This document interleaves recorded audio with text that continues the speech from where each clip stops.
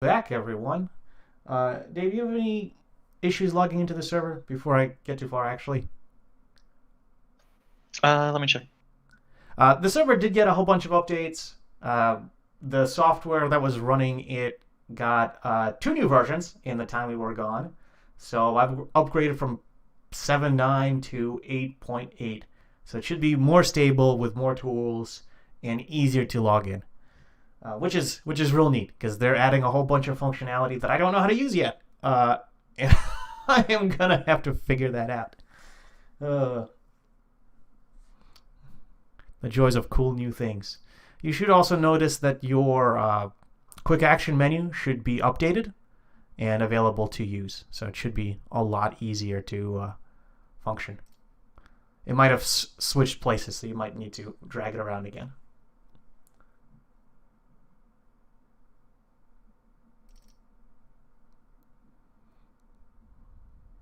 Still loading on my end. Okay, that's fine. It took a little longer than it was before, but it wasn't bad. Okay. So long as it gets better, that's what's important. They keep updating how it loads and how it caches passwords and all that. So I haven't had a chance to really test it because I'm on my own home network. It's rather difficult to test from external sources to this, just of how I'm connected. From cell phone? I have really crappy reception, so unless I'm on Wi-Fi, it takes forever to load anything. And that's half the problem. So it's really hard to test the server if I'm on my phone, which is unfortunate, but part of life sometimes. Yeah, you can always ping me whenever. Okay, yeah, I think I'll do that then. I do feel like sometimes when I want to test, I'm at work. I'm like, oh man, I just want to, open up the server and do literally anything else. But I can't because work, and I need money for cool stuff. Hashtag cool things. Hashtag spawn. Almost done loading. Okay. Just got the chat log now in my action bar. Okay, cool. So it is actually actively loading. Yep. There are some notifications saying that there are loading problems with the newer version of the software, but they are working to fix it. So the last update should have improved some of it, and it should only get better. But I'll try to make the maps less grotesque in their size to speed things up.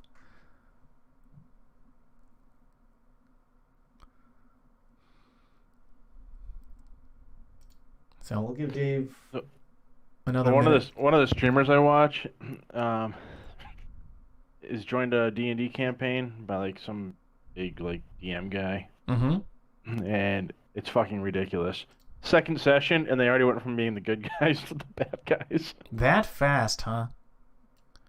Well, they stole one of them stole this guy's deed to his house, and then like somebody saw them, and then they killed the guy, and then guards showed up, and somehow they got away with it. Wow. Sounds like an interesting campaign, that's for sure. Oh, that's putting it mildly. Yeah. I'm gonna go with that. All right, so while we wait on Dave, not because of anything wrong, but just with how it's loading, I'm gonna do a recap if that's all right. Of course. Sounds good. I'm at 99%. All right, cool. So I do have those session 5 notes included in the player notes section, so you will see it there now, as well as session 1, 2, 3, 4, and 5. They're also off the Father Flame World Anvil website, so if you ever need to go in there and take a look at everything, by all means, everything should just link to it, just for convenience. You can also go ahead and make changes to this one if you need to, and it saves all in-game here, so feel free to edit anything you need in there. All right, so last time we played, we retrieved everyone from the nightmare scenario of polluted underground within the world of Father Flame and the sewers. You spent a little bit of time resting at the main tower and recovering, and talking to Dorn Highcloud of what you found. he was excited and horrified in equal measure and offered assistance in defeating the strange foe that you've encountered, the strange summoner in the underground. Doran would gather a strike team and talk to the Temple of Father Flame about how to attack these crazy cultists directly. After spending a bit of time recovering and just resting, you went and talked to some of the known persona in the city. Just people of renown who knew something or possessed some information.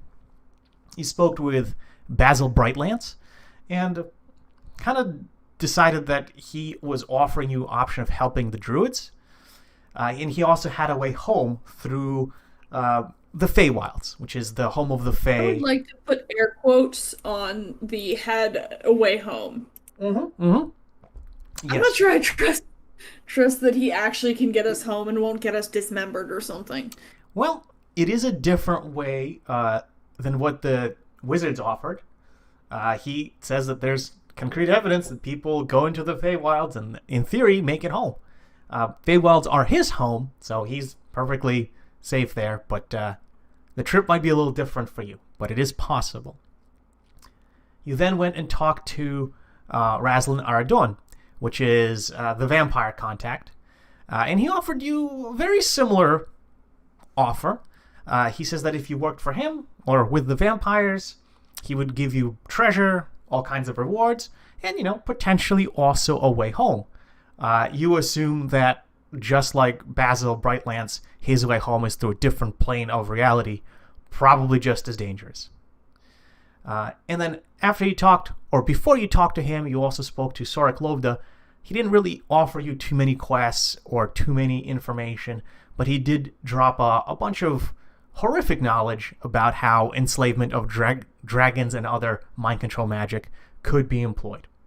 He also did break down to you that dragons in this world are a little different, and that their eggs that they produce aren't like multitudes, they're just singular or maybe a handful, and they are basically reincarnated spirits of themselves, in effect, in those eggs. And at the end of the day, after discussing with those three groups, as you were heading off to rest, you've encountered,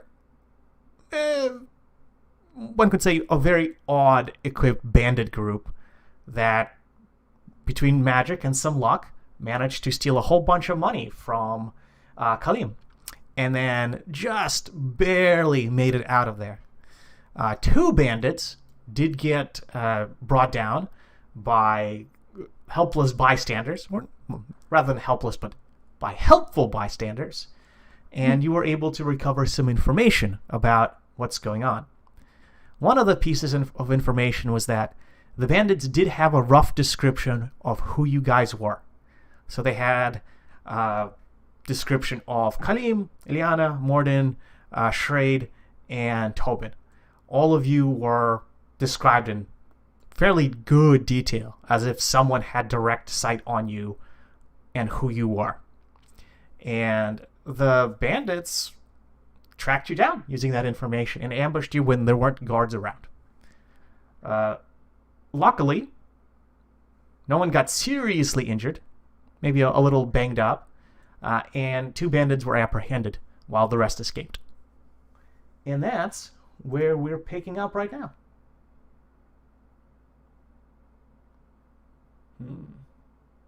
Excuse me. Of course. Interesting. Okay, so we will unpause the game, and you may move around the map as you like. But you did just feel a burst of power, and perhaps awareness just expand your minds and bodies as you got stronger and leveled up. And now you can decide on what to do. The information... Was it like a magical girl transformation? Kind of. There's a whole bunch of sparking. There's flashing rave in the background. A bunch of bystanders kind of look at you and go, wow, that is cool. Oh, yeah. And then Sailor Moon shows up out of nowhere with a gat and just starts blasting. Hell yeah.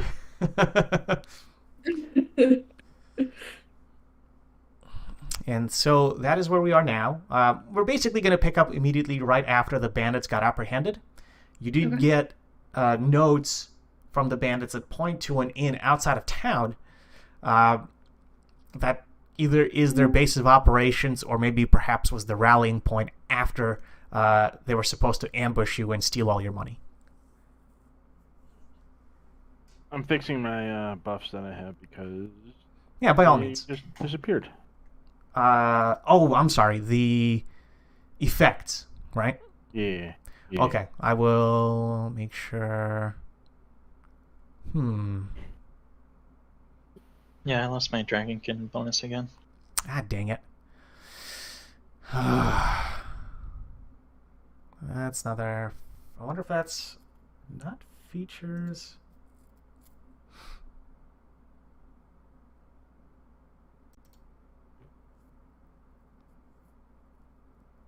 Tom, if you're never gonna check your fucking cell phone, maybe you should just throw it in the trash. Oh, man, you throw yours in the trash. How about that? I check it. We got a Discord for announcements and shit. Don't give me that crap. I mean, you don't answer it when people call you. You don't answer text messages. You should don't tell read me the text messages. how to use my phone. I will use it to play Don Memo sometimes, and that is it.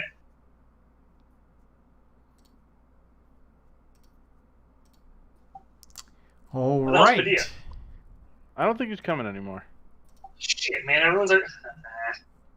That said, Now I we thought got about it. we have We too could- many rings, not enough melee. What do you think if we ask Eric if he wants to join? Sure, If melee. Alexei's okay with it. Which Eric?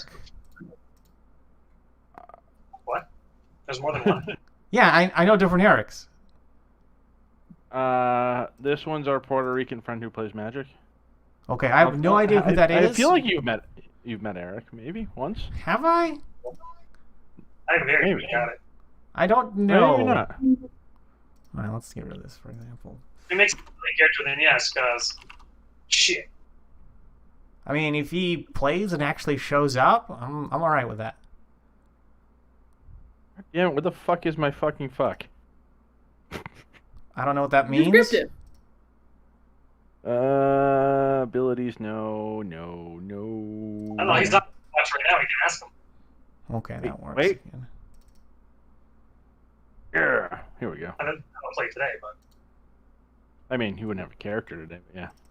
Yeah, I mean, if you want to send me and him like a Facebook conversation so I know who I'm talking to, I can certainly invite him, but otherwise I have no idea who he is.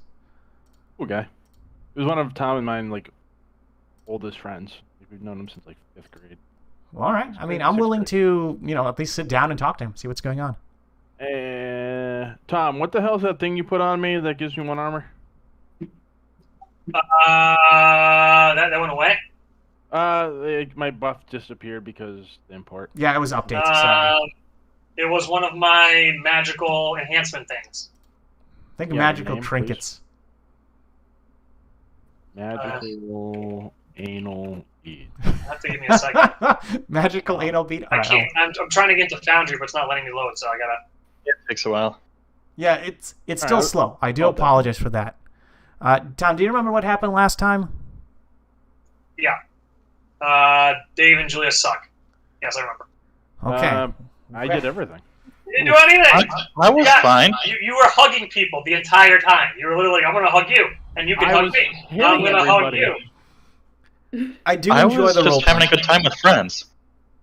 Eliana and I were fucking doing all the shit. Nah, you were hugging people and getting hugged.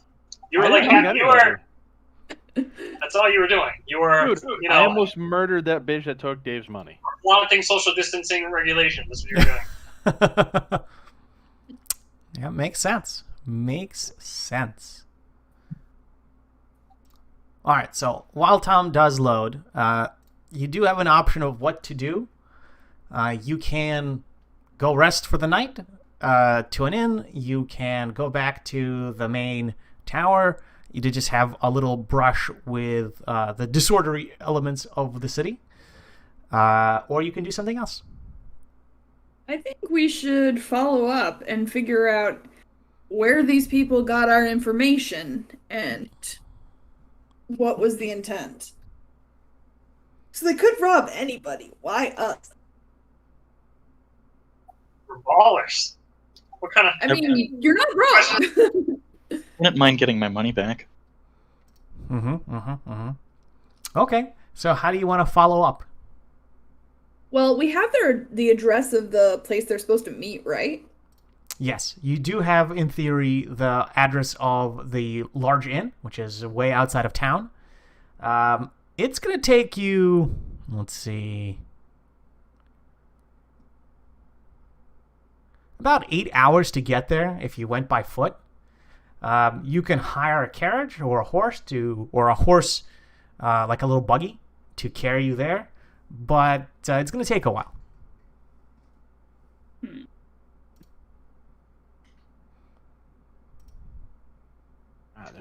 If I remember correctly, we were on our way to the inn to rest for the night. Yeah, you were on Yes. a way to an inn to basically rest for the evening. Right now, it's about 3 p.m. if not, 3 a.m. if not later inside the city, as you were spending time traveling to and talking to persons of interest.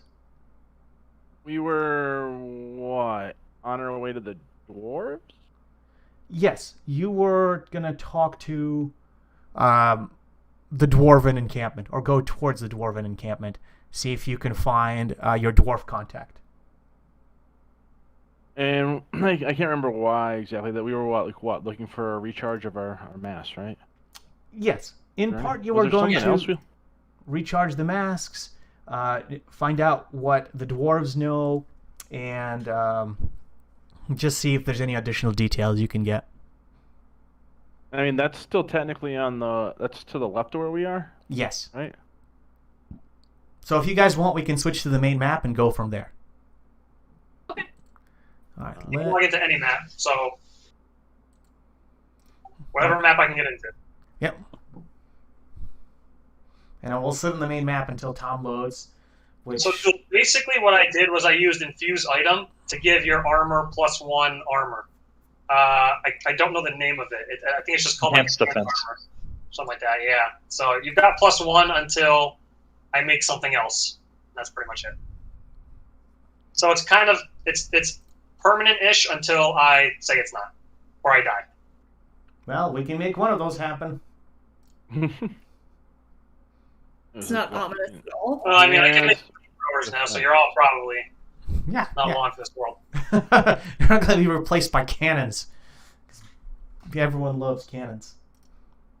Bitches love cannons. Well, I wasn't saying that, but yes. Yes, it's certainly true. They also love long walks on the beach. Well, you know. And taking our money.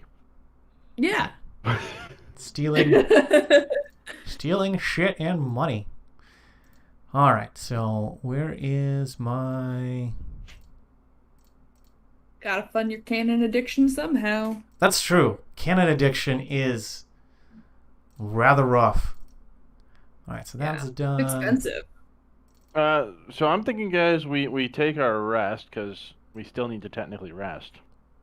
Yeah. Then we head towards the dwarves, because the dwarves are on the way, and then we go murder us some fucking bandits.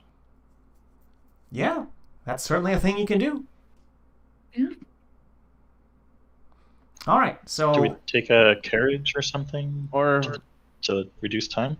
you can. where's the hold on? Where are the guards that are supposed to look into this or whatnot? So, considering that you literally just spoke to the guards and they dragged away the bandits, the guards are basically posted at the closest guard tower.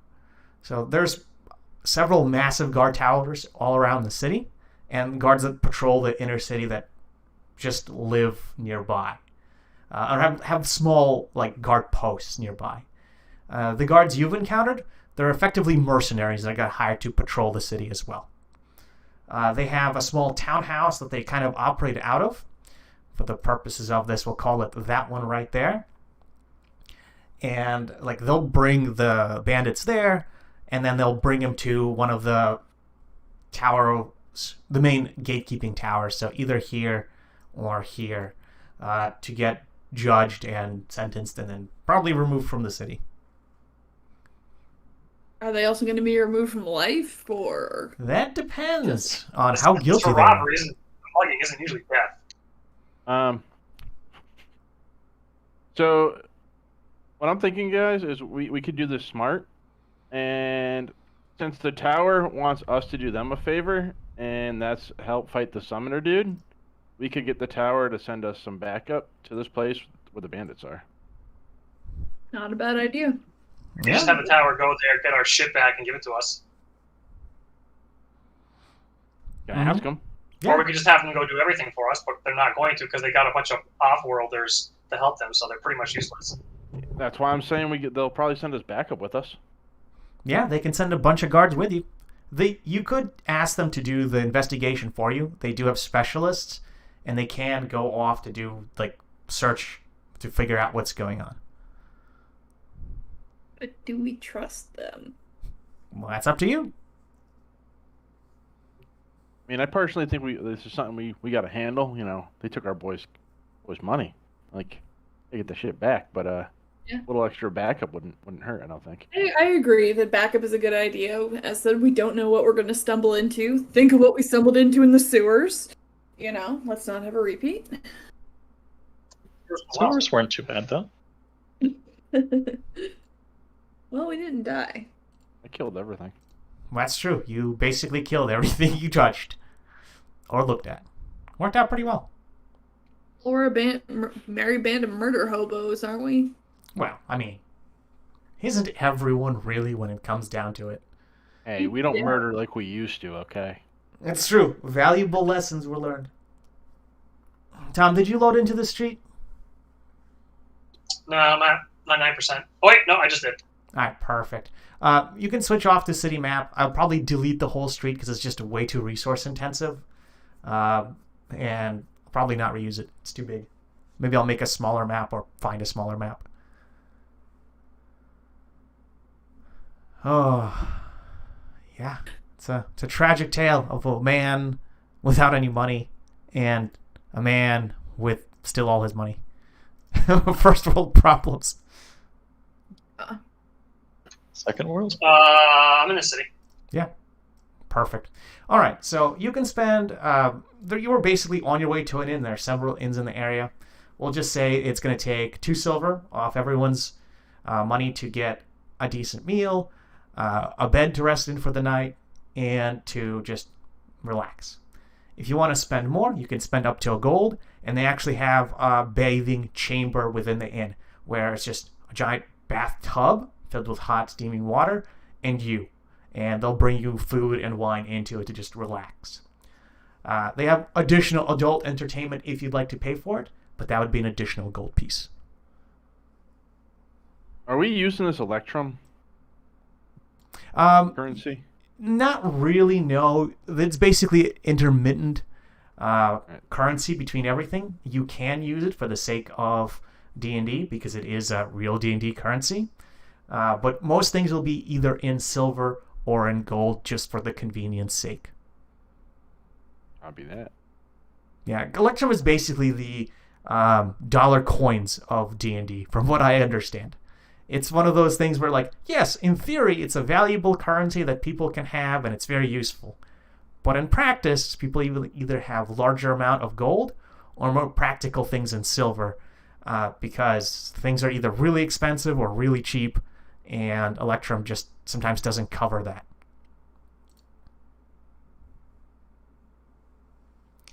All right, so mark off 2 silver for those that have it, or in this case, Kaleem has it and then is immediately gone. And all of you have a great night. You just were able to relax. They bring you food, drink. There's actually a fairly decent bard performing there for about half an hour before. Is it a tiefling? Yeah, it could be a tiefling. Could be a very flamboyant tiefling with hot pink horns. You're not sure how they're that color, considering the rest of the tiefling is like slight blue, but, you know, tieflings are very strange. Indeed. All right, and then morning comes around, or at least Trunks in that food. I mean, kind of. Kaleem, after about an hour after your encounter, you do recognize that you were under a mental compulsion via spell to think of those people as friends, and that's why you handed off your money. And you have one of those oh no moments as that realization hits you in a split second when the spell fades. Oh no. Yeah. Hey, you're dumb.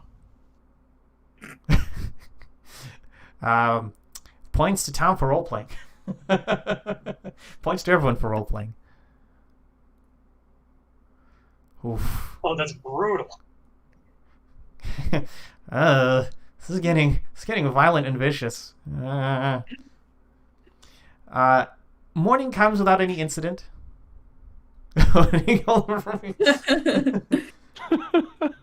Woof, woof. Morning comes without any incident, and you have no problems getting out, having breakfast, still for the same two silver that you paid earlier, and can continue on to travel. If you'd like, you can hire transportation to speed up travel. From where you are, it'll take 1, 2, 3, 4-ish hours to walk to the dwarven section. Basically, each block or square is about an hour's travel. Or you can take transportation, hire yourself a carriage, and it will cut that time down in half. We're on a time crunch here. We gotta cheese it to these places. Agreed. Yeah, just Whoa! You just moved the entire. Yeah, I mean. Yeah, do that. Whatever you just did, let's do that. Okay. Look at that. Yeah, you can move yourselves around the map. That doesn't do anything in terms of actual travel. You can grab and drag. There are no walls here, so you can fly around. I'm already there. I'm getting the money back. I'm keeping it. I'm keeping all of it. Oh, that's not exactly how that works, but all right. Aren't we gonna get help from the tower and talk to? Or are we gonna wait to talk to the dwarves, guys? So where are you heading? Are you heading towards the dwarves, or are you going to go to the inn? The inn where the robbers are staying? Yes, that's That's outside of the city. Yes. Dwarves are on the way, so I think that makes more sense. The dwarves are on the way? Yeah. The dwarves are like where I am. They're spending your money, man. They're playing blackjack while you're waiting and talking to dwarves. They're just going to making blackjack and hookers for everything. I don't know. She was pretty fucked up and limping, so I don't know if she's gonna get back there like that quickly. But take a long rest and be 100% fine. What are you talking about? Yeah, but then they're not moving towards that area. Right. Long rest ain't gonna fully heal what I did to her. Fully healed what they did to us? I didn't get hurt. All right, I didn't get hurt. That's neither here nor there. Dwarves. You're going to be spending your cash. And up to you. I will not interfere in how you guys would like to interact, or with what you guys would like to interact. Dwarves Tower Hotel. Okay. Sounds reasonable. Like I said, it's on the way. Yeah. All right. So first thing first, you get into the dwarf section, and you can see when you get in as the nature of the buildings changes quite dramatically. Even the trees themselves alter from like green, fairly common trees to what looks to be different, strange almost trees in its entirety. Anyone who has knowledge nature can make a roll, survival. Roll. Right. And if you're proficient with it, you have advantage. Ooh, So if you have I a am. checkbox in it, you can roll again at advantage. Oh, hot damn. Same roll. Nice. All right.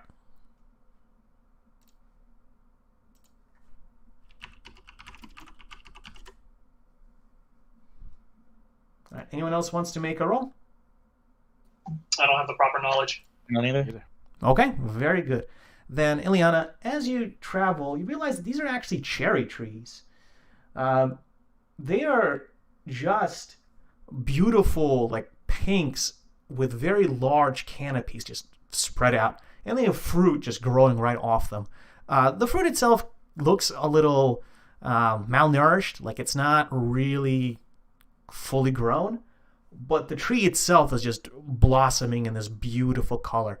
and there's quite a lot of them. They're very, very large. Someone's got a green thumb around here. The dwarves are doing surprisingly well with these trees, you think. The buildings themselves also look a little different. They're more stone-based. There's less wood in them. And they are almost uniform in coloration. They're almost gray in terms of the actual building themselves, with red roofs that are made of shingles of some kind from where you see.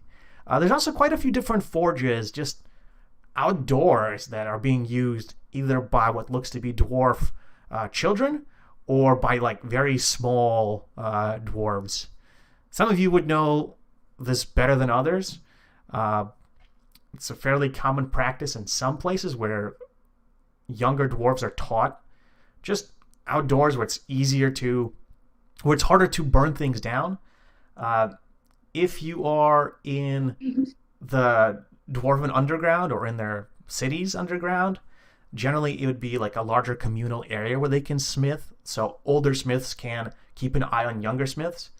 But outdoors in this giant city, they don't have a large underground chambers where they can work, so this is instead an outdoor practice now. And it looks like it's fairly common. There's a few different places as you traverse the area where this is going on. And the area is not swarming with dwarves, but it's pretty close. All right. So as you get to the center of the dwarven section here, you do notice that there's almost like a procession of dwarven priests heading further. And you're just have to figure out which way to go.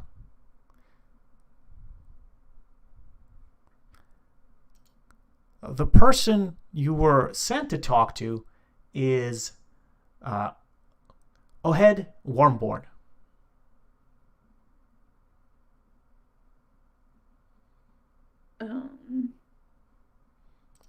Is there anyone nearby we can ask, like, what's going on? Yeah, there's tons of dwarves just walking around. There's like food sellers. There seems to be like a little shopping cart nearby that has like kebabs of sorts being sold. With what appears to be just you think is a dwarvish woman with her braids and facial hair, just like giving food and snacks to little kids as they run by. There's, of course, just normal pedestrian traffic and a few guards roaming in the distance.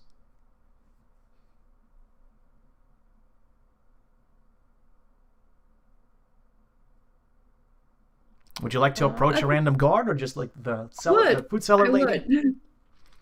Sure. I would like to approach. I'm busy being in awe of the dwarven construction. Yeah, it's well made. Looks like it's been here for ages. Reminds me of home. Mm-hmm. Without those damn bugs. Yeah. It's less home and more of like you're not too used to this kind of construction because this is a little different than what dwarves would normally build underneath the ground, but it's a well done dwarven building. Like it's obvious that dwarves have put a lot of care into making this. All right. As you talk, or as you just wander around and ask people, what you can do is you can make an investigation roll. As just common walking around. I also wanted to ask, like, what's the occasion with these priests? And I have a check mark for investigation. Does that mean I get to roll with advantage? No, not in this case. In this case, okay. Investigation, all that means is you're proficient and you're adding your proficiency bonus to it. Okay, gotcha. Huh, my skill won't go off. Why not? I'm trying to do the check. You have lost connection to the server. That'll do it. But I can see things moving. You might need to I see you're refresh. not moving. Yeah. Sure. There we go. Oh, there it goes. That was just super slow. Morton, you're just a little confused. Between Kalim and Ileana, you talk to a few people, have, like, people just get a little confused, but, like, what are you talking about? What celebration? Sorry, Joe, but nothing different with an 11. In general, right now, they have priests walking around just consecrating the area. They're trying to drive away evil spirits and that poisonous fog. And they're traveling around just making sure that people that need help get help instead of having those people be brought to them. So they're effectively just wandering the area trying to help. There's no celebration, there's nothing going on. They're just roaming the place to keep everyone safe and try to help. When you ask about Oakhead specifically, they kind of look at you and try to puzzle out what you're doing and why you're asking for him. But when you show off the sign of the tower, they're like, oh, you're one of those. And they direct you to the main dwarven temple. They say, he's working in there. You can find him then. Heroic spirits. They are somewhat familiar. Like, the practice of summoning heroes, summoning people to solve a problem, is fairly common and well known. The ritual for it, almost anyone can perform. It's incredibly dangerous for just like a random small child to do it, but it can be done. They're not so much insulting you, it feels that way because of their reaction. They are like, oh, that's what you are, that's why you're asking for these people, for these important people in their culture. Otherwise, you're just like nobody asking for the town mayor. You're like, hey, I'm so-and-so, I want to talk to this guy. They're like, no, he's busy, and you're nobody. With context, though, it makes sense to them. Okay. Yeah. They direct you to the Temple of Morden, which is a little bit further down. It is a very large building that you can actually see from where you are, and it has almost these towers kind of built out around the corners of a large square that it's sitting in, and it is the only building. As you look around, you do see that on the western side, a patch of the cherry trees that was there kind of withered and died. And there's a bunch of dwarven warriors kind of patrolling through that area with one or two priests carrying braziers of flame that are just literally trying to burn the fog and try to figure out a way to do it. The fog looks to be fairly small and very dispersed at this point, but they're still trying to cleanse it. And from what you can tell, it seems like they're doing a fairly decent job as it's shrinking very, very slowly. All right, I will pull up the Dwarven Smithy very shortly. Would you like to go and talk to Oakhead? Yes. Yes. All right, so I will activate the zone. I'm going to zone in. Let me know if you can see the scene. It's all black. All black? Hang on. Let's turn this off. Save. How There about we now? go. Yep. I can see it now. Excellent. You can drag your characters on here if you want to. You don't have to. It's entirely up to you. So when you walk into the area... Put my character on here. Sorry. That's fine.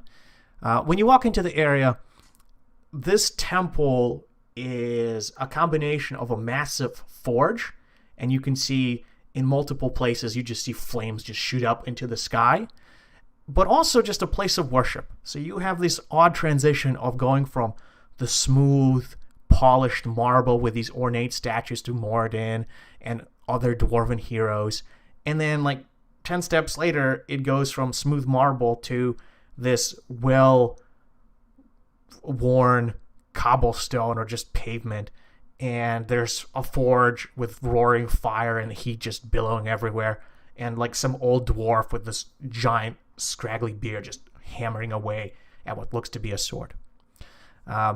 The temple, as you walk through, has different patches of ornate and smithy, and it transitions from one to the other at really unintuitive intervals to you.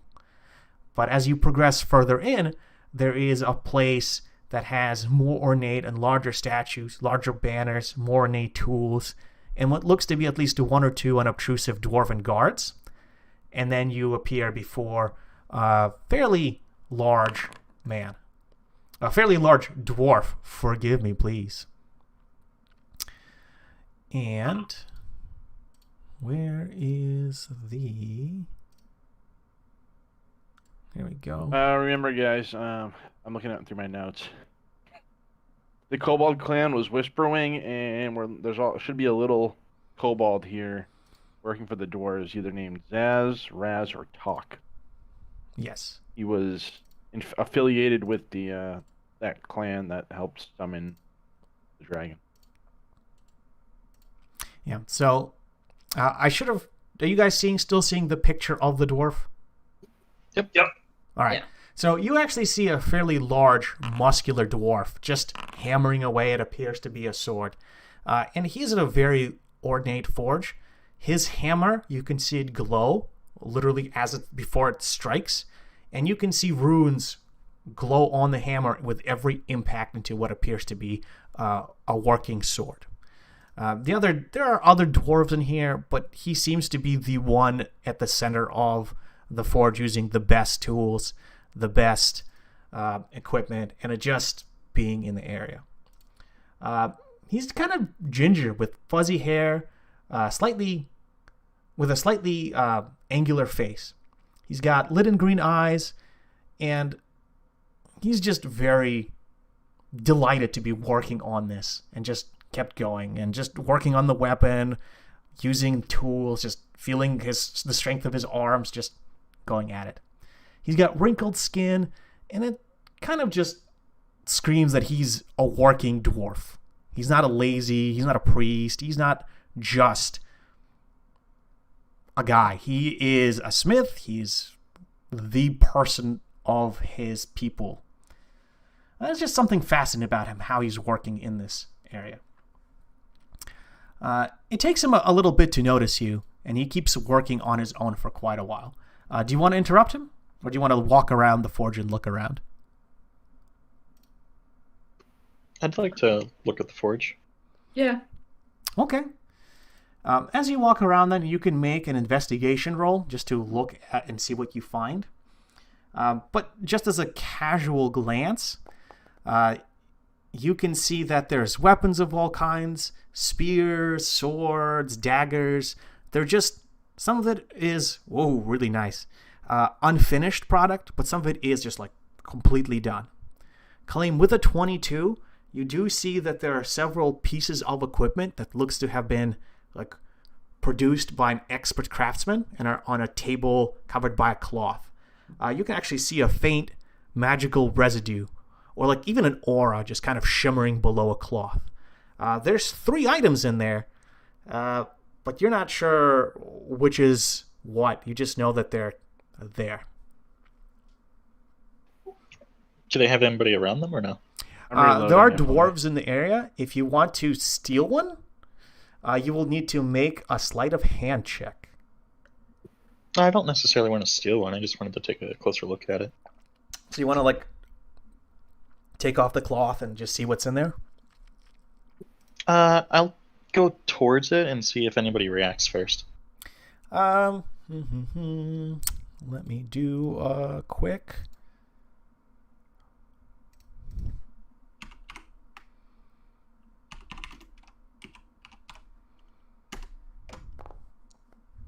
Aha! Okay. No, you don't appear to. Oh no, you do notice that there's at least one older dwarf kind of gives you a side eye as you approach it. He tries to be like a little stealthy at how he's looking at you, but just fails miserably at it.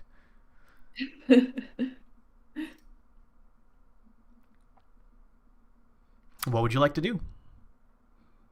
And the rest of you, of course, see this too. Like, you're just watching as one of the dwarves, a dwarven elder, just kind of looks over as Kaleem approaches like a separate bench that you haven't really noticed.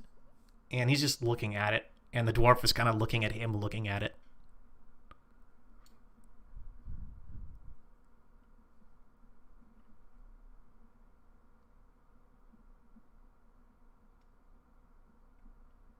I'm trying to load back in, so. That's all good.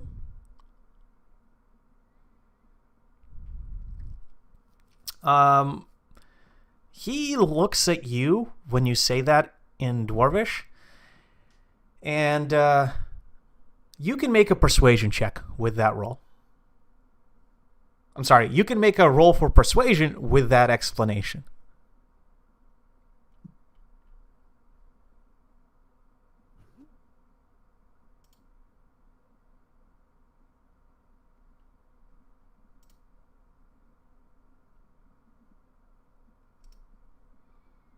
Okay, 17. He kind of gives you the side eye for a moment and then just like does a little head bob and says in Dwarvish, "Good craftsmanship is rare. Look, but don't touch."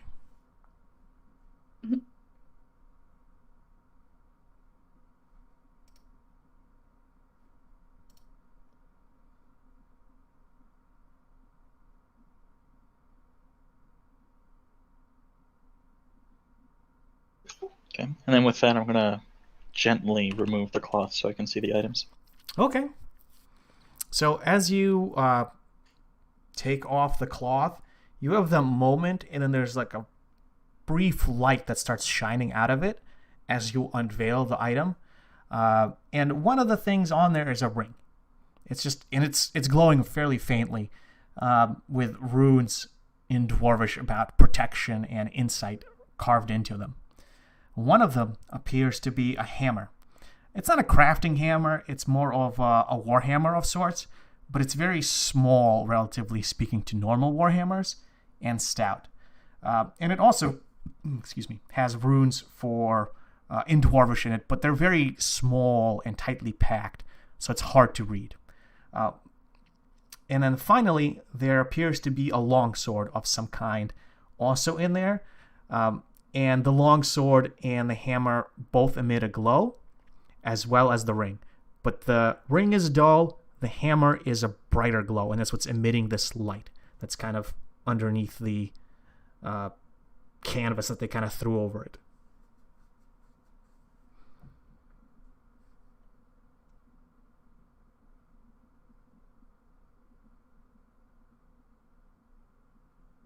We know what we're like. I imagine we're all kind of looking at the same thing. Do we know what we're seeing? You guys kind of look over, and you just see Kaleem like raise a cloth, and there's just a light spilling out from below it. And when he does that, you can all kind of walk over and take a look, and you see a ring, a hammer, and a sword. And they're obviously magical in some way.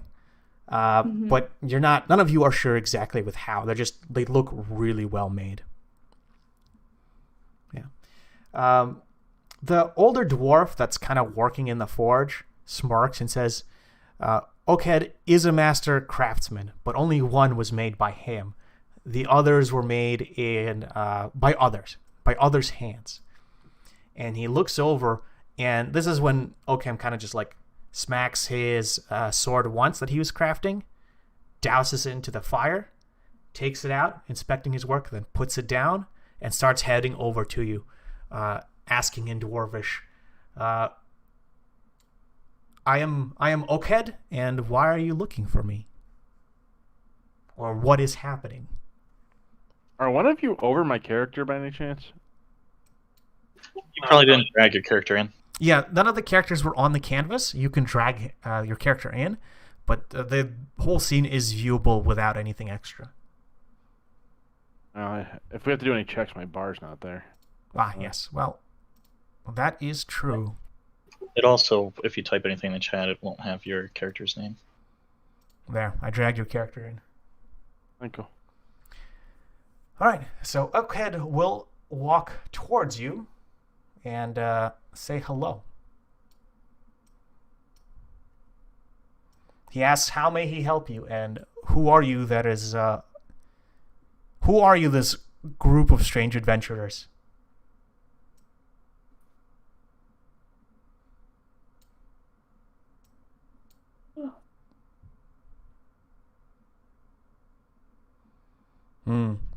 He nods towards Kaleem as, are you saying in Dwarvish or in Common? Dwarvish for now. Okay. He nods and says, yes, the craftsmanship is good. I could only take credit for one, but they are high quality from the people in my work group. And he smiles in Dwarvish. To the rest of you, he turns and says, you seem like you are on business. And when you show him the rid of the tower, he goes, yes, I was wondering when they'd get around and get off their lazy asses. And then he kind of spits to the side and mutters to himself for a moment. He says, I've done what I could. I've built the helmets that they've asked me. I've tried making purifying devices, but the tower just sits there and does nothing. And he grumbles.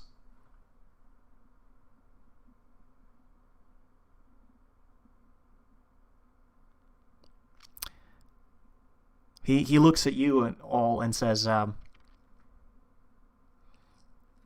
yeah, he will be glad to help, but what is he supposed to do?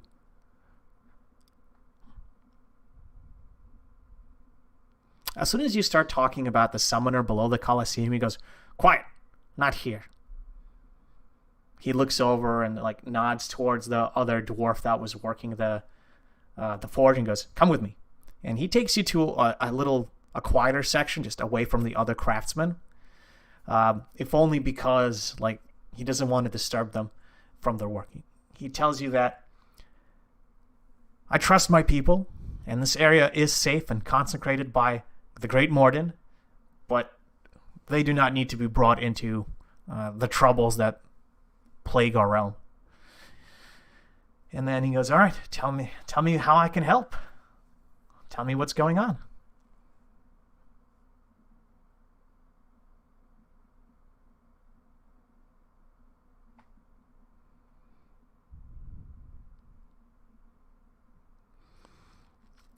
He says less channeling and more worshipping through craft. Just my own strength of arms. That is what I've been using. And he nods politely.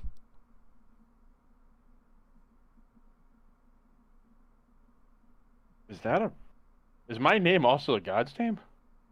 Yes. It is. Oh god, am I a god? And the god of again? Well, it's the god of dwarves. Yeah, Morden is literally the god of the dwarves. Oh, okay. Our Morden.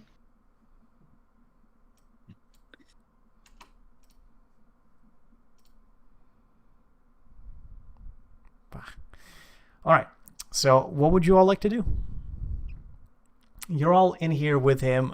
You've explained to him what's going on with the summoner and your little adventures, and he just nods politely, like listening to you with very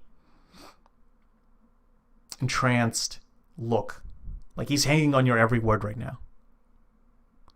Yeah. Once you get to like the final room and the conflict there, or the lack of conflict there, he just nods and goes, yes.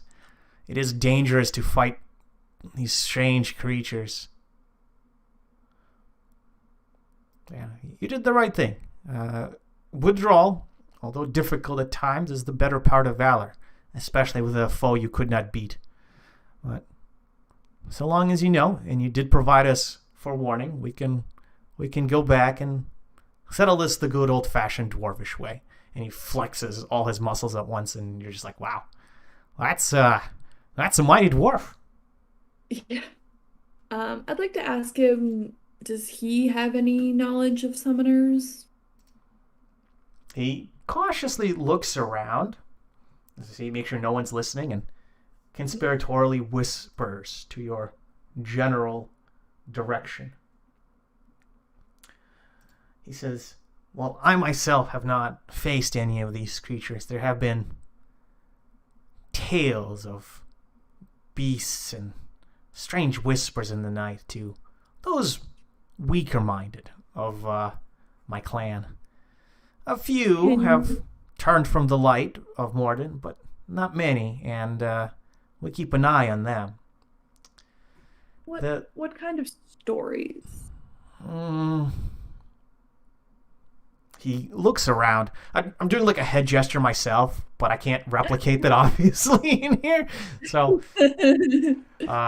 he does like a little head gesture, like almost like a nervous tick, where he's looking left and right, just like cautiously looking around. And then he has a moment and he looks up to make sure that there's no one above him. He says, it's not safe to speak here. And he quite says, it might not be safe to speak anywhere on the full knowledge of it. But let's just say that the realm that we're in has many secrets and many chains that bind enemies of light and order. And the beings of the outer dark don't like that so very much. They would like to break in and devour and destroy everything that we have stood for, everything that Morden has placed in its rightful place. Some come through dark whispers, powers unnaturally gained, and honestly through temptation to common folk. They fall to depravity and unwittingly allow beasts from the darkness to come in and possess them. The dragon that flew by was powerful, and it was strange, but it reeked of corruption, and it left corruption in its wake. We are less purifying and more just trying to destroy anything it left. The air itself, the magical pollution, blood, scales, anything. In the wrong hands, that could be deadly.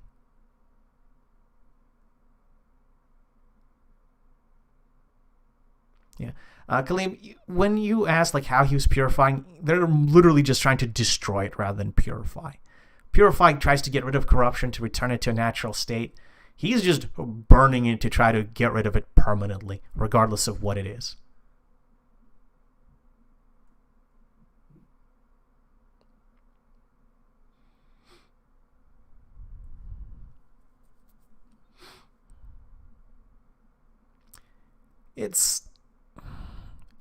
It's trial and error, but we are doing what we can.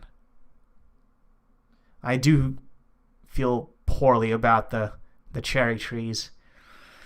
They blossom so beautifully, but I'll have to rip them all out and burn them too.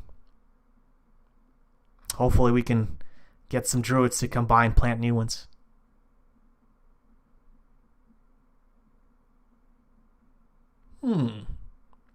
Once you tell him about plants in the tower, he goes, "Oh, that's interesting to know. I'll have to send a runner over to find out what they know. That may be useful. Thank you."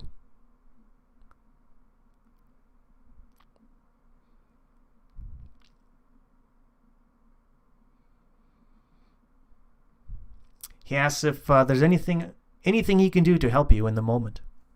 I'm gonna ask, like, what can he tell us anything about the dragon? Like, anything he knows. When the dragon burst from the ground, he did catch a glimpse of it. Not at its full and terrible majesty, but enough. He was actually not at the games, but performing a service, like a prayer, when he ran outside to see what the commotion was. And the dragon, as it flew by, was raining almost like pollution from the skies. Partially, it looked like it was blood and scales just ripping off it like extra skin, and just hitting the ground. And he believes that is what's causing all this mist and poison. It's just blood, remnants of blood that soaked into the ground and now just pollute the area. Interesting. It's difficult to really track blood down because it seeps into the rock and soil of the city itself, and then you have to try to purify it, and it's been tough. They've had some success to the point where most of the remnants in the dwarven section have been removed and purified or just destroyed, and he's trying to do more, but it's been slow going. Many lives were lost during the process just through inexperience and corruption. He says, luckily we've figured out those helms. That was a tricky bit of workmanship.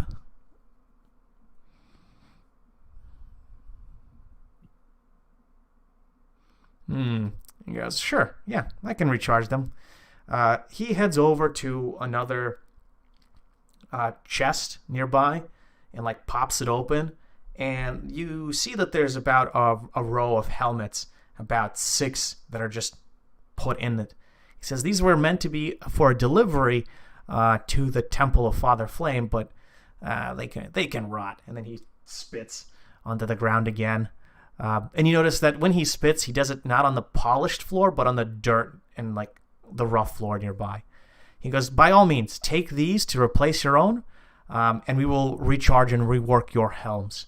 The recharge process is not easy, and there's no easy way for me to explain it at this time. If you were a good smith or a practiced spellcaster, it's possible for me to teach you a spell to fix it, but it's a difficult and time-consuming process.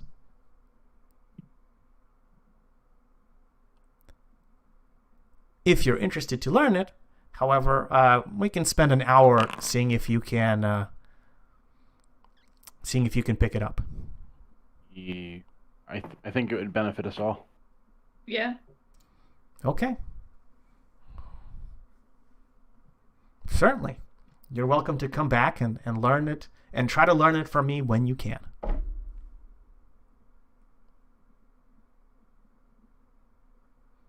All right. Is there anything else you'd like to do in the area? Yeah. Let me check my notes real quick again.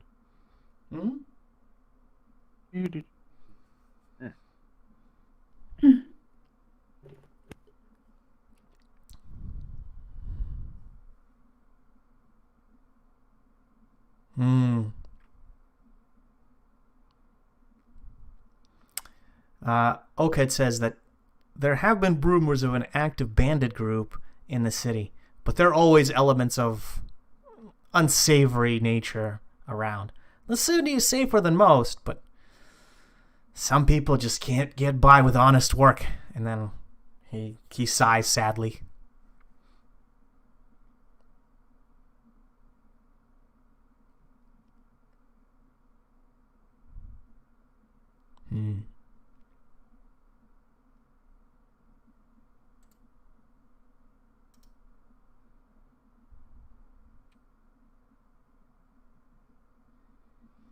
All right. Does anyone have anything else?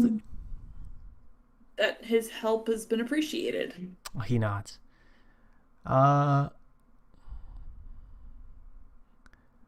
You do mention like Zaz Raz or other kobolds, and Oakhead looks at all of you and kind of goes, yeah. Mm-hmm. And with distaste, he says, we've had a bunch of these little rats around, but when the dragon erupted, they scattered, left for, I assume, greener pastures. Dragons are like gods to these little beasts, and we haven't seen them since. They might be sulking around somewhere, but not here anymore. Shame, they're good miners.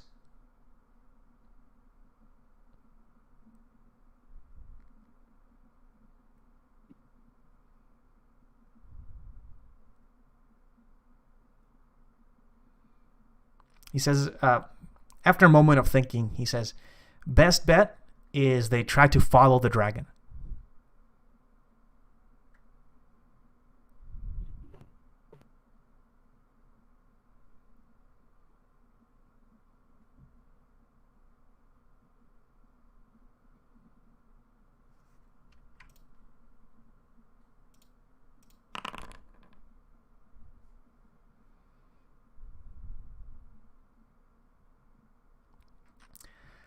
He looks over the writing and he says, damn chicken scratch from what I've seen. He does tell you that it does look like it's a writing of a kobold. He doesn't know anything about talking eggs. That just sounds strange and unnatural. Could be one of them. Could be another. They're hard to tell apart by their handwriting. It's all chicken scratch. Did he tell us which name is correct? No. You can make an insight check. Oh, that's a nice insight check. That's even better. Yeah. Oh, damn. Oh, yeah. All right, well, you have... Oh, yeah. That's not that good, sorry. With above a 20 and with a 26, you realize that he doesn't know. Like, he has worked with these kobolds for quite some time, but he's never really bothered to learn their names. So he feels kind of awkward and embarrassed that he can't recognize which one was working with him.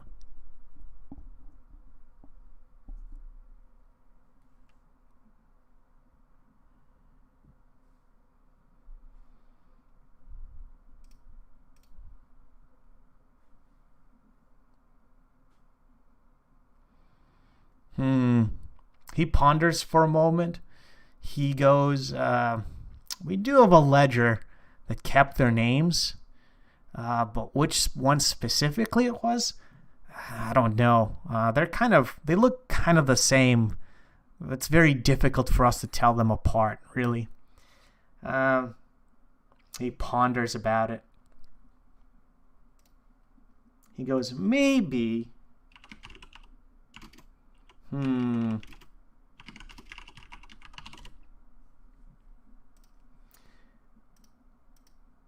Tells you, you know what? It's possible you can talk to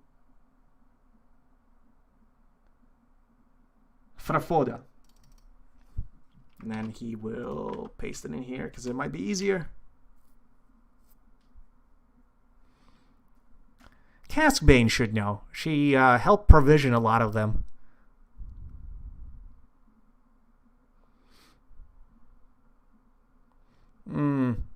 She should be. Let's go look around. And then he kind of wanders off, gestures for all of you to follow. And there is a female dwarf in an office about a few minutes away that looks to be just bookkeeping. She looks up when he enters and goes, isn't it my old friend Oakhead? What can I do for you? And he looks over and he goes, these fine, and he kind of squints over and says, beings are looking for information about the kobolds. Zaz, I never remember their names. You've dealt with them. Can you help them out? And he goes, thanks, I appreciate it. And then walks out of the office immediately as she's sputtering in the background, going, what? Oh, how dare he? And he kind of pats you, Kaleem, on the shoulder, almost a little roughly, and goes, well, good luck. I'm back to the forge. And then he starts wandering off as he waves politely. You have that sneaking suspicion that he doesn't want to be here. There is perhaps some kind of tension in there. Caskbane just sits behind her desk, looking befuddled as Oakhead wanders away. And she asks, well, that bumbling buffoon.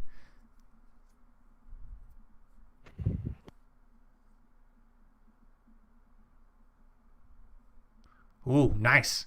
As you say that, Morden, he bows deeply to you, and in Dwarvish will reply, and the same to you, young dwarf.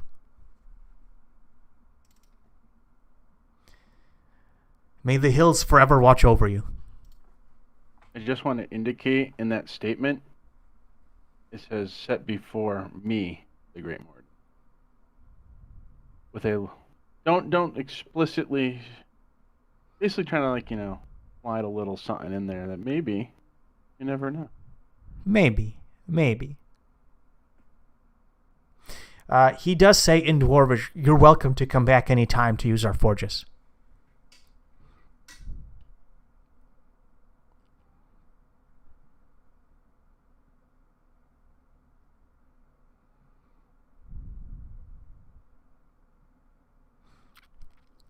And then he wanders off. How loud do you make your statement? Why is it the first one? Yes. It was in a normal voice as he was walking out, so it had to be, at a voice that he could hear. Okay. Probably. Okay. So anyone that understands Dwarvish then heard it, which is fine. Caskbane kind of squints and ponders as you as Oakhead departs.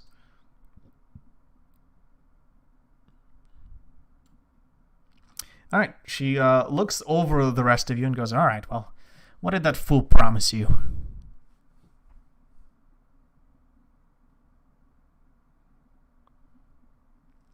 Yes to all of them. There was several kobolds with different names in the same grouping that worked here. They're very useful miners, regardless of what that fool tells you.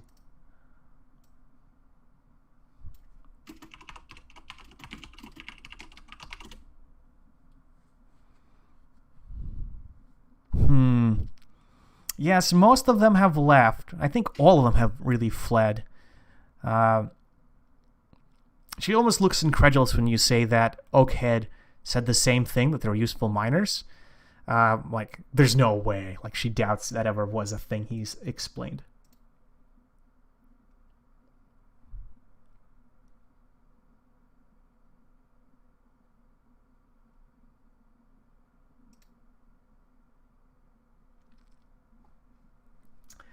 She looks through her records and goes, all right, well, there's a few different ones, the same variation. People do get confused. It's not that there was all three. It's as we employed a section of their clan to mine and carry out menial tasks for us. They're small, relatively weak beings, but they're very useful. They're very good. They can get into much smaller areas than we dwarves can, and they enjoy mining and digging more than any creatures I've ever met. They're also easy to pay, so that always helps.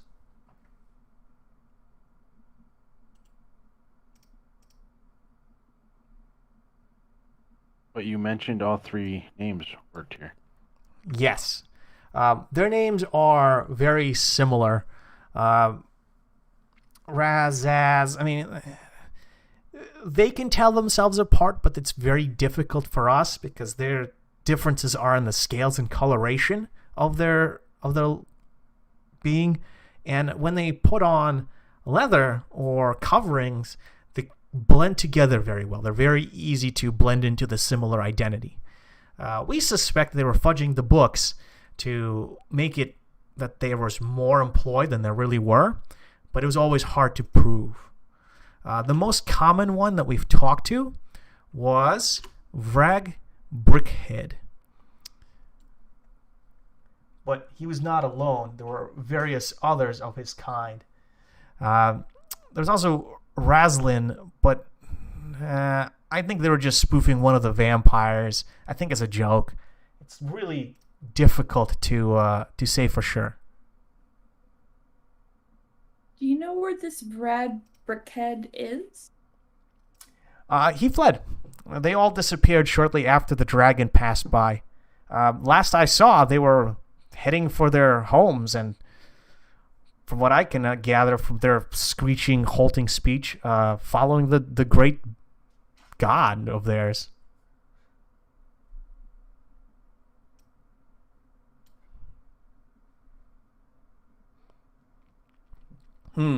She nods.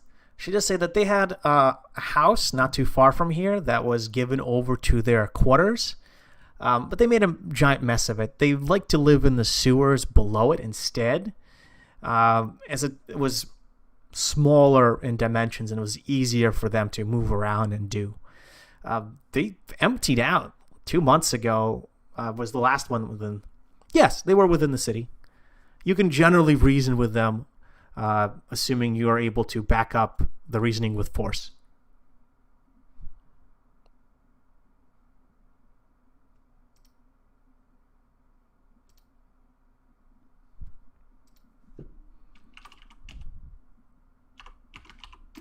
And she just starts looking over her books. She goes,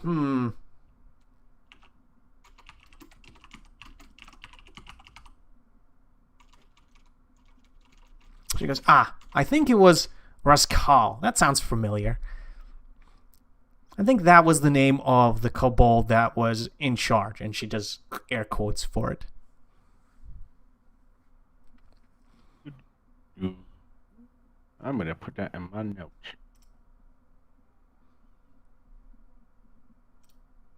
And then she starts grumbling about Oakhead. I'm glad I can help. Anything else? I've got my own business to attend to. And then she almost screams out the door, cupping her hands, going, I have work to do unlike some other lazies. And you can hear it echo through the halls. Thank you for your time. She nods. At least someone has manners, and grumbles and starts continuing to write something in Dwarvish.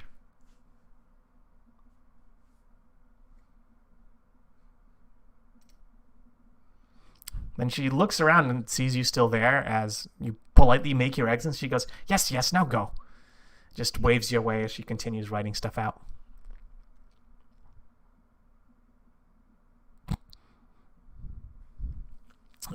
When you say that in Dwarvish, she looks at you like trying to figure out your deal, and then squints and nods just ever so politely and says, Morden works in mysterious ways in Dwarvish.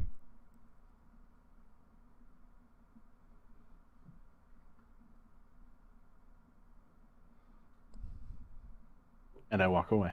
All right, fair enough. Fair enough. For a second, I thought you were going to say, yes, I do, and then leaves. Changes that to yes, I do.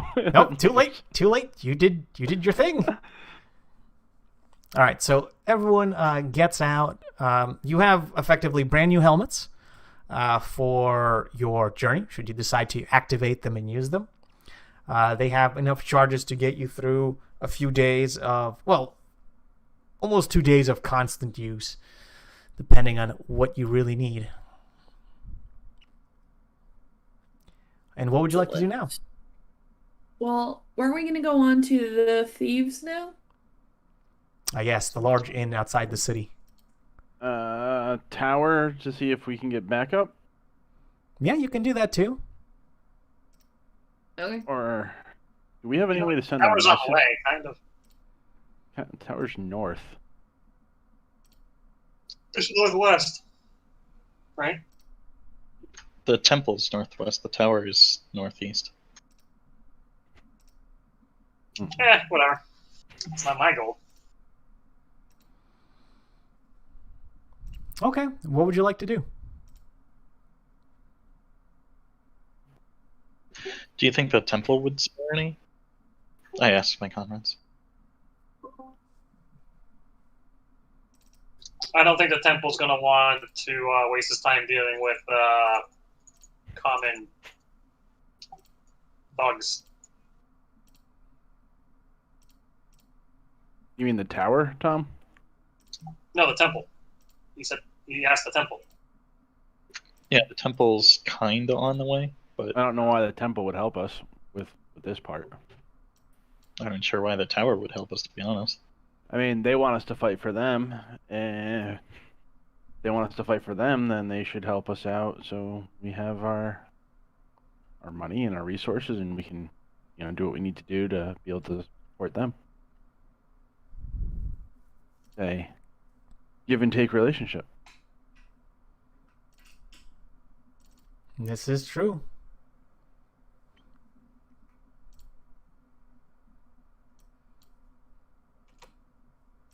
But I'm open to suggestions, since some people like Tom are quiet. Yeah, it's up to you guys. I think we have a better chance of the tower helping us than the temple. Temple busy. I mean, they're literally right next to the Colosseum. The Colosseum's up north. Yeah, that's where the temple is. So They're let's, talking about this let's load up this the one map and go from there. So How long would it take us to get to the tower from here?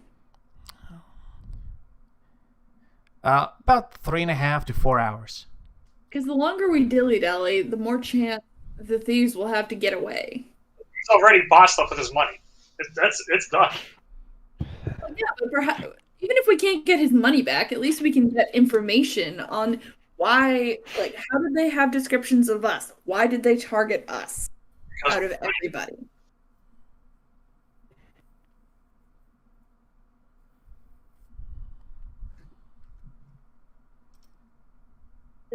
Bears investigating.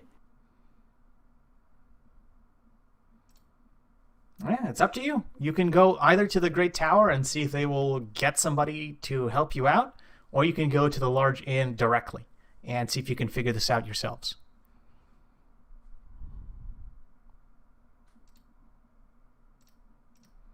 Either way, someone's getting dynamited. Someone's getting fucked up. Well, yeah. Tom throws dynamite, blows up in. I mean, definitely chunks of it, that's for sure. If he places it right, we'll have another Florida tower on our hands. Oof. Too soon? Too soon? Oh, Oof, it's, come on. We're dead. it's fucking cold, man. Yeah. All right, so we can do it by simple vote. Who wants to go to the tower? All right, dead silence. I kind of do, but Okay, so I kind of do, but I don't think it's worth the time. And like I said, I don't think they're actually going to send anybody with us. I agree. I think they're not going to think it's worth their time. I think they would help us, but I think they'd help us if we succeeded on our persuasion checks. we have leverage. They want us to fight for them, that summoner dude, but yeah. They can just summon more people. They've said it's not that easy. But, yeah. yeah, it's dangerous. Summoning rituals are dangerous.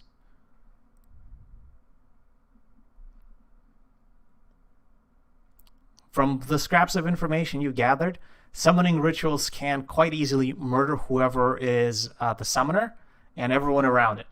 It's not an easy process. The tower is the safest place to generally do that in because they have a lot of resources and can set up protective wards and just literal combat men at arms to just defend the caster. But it's still a chancy prospect.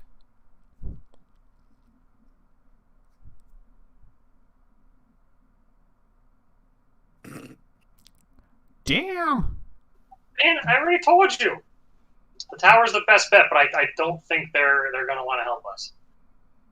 I mean, they're not going to care about a little bit of gold that we lost. They'll care about bandits, and no, they would care about gold. They're like, one, that was a lot of gold, and I don't. we can't help them if we're not. Bandits rightfully are. get Bandits rid. are.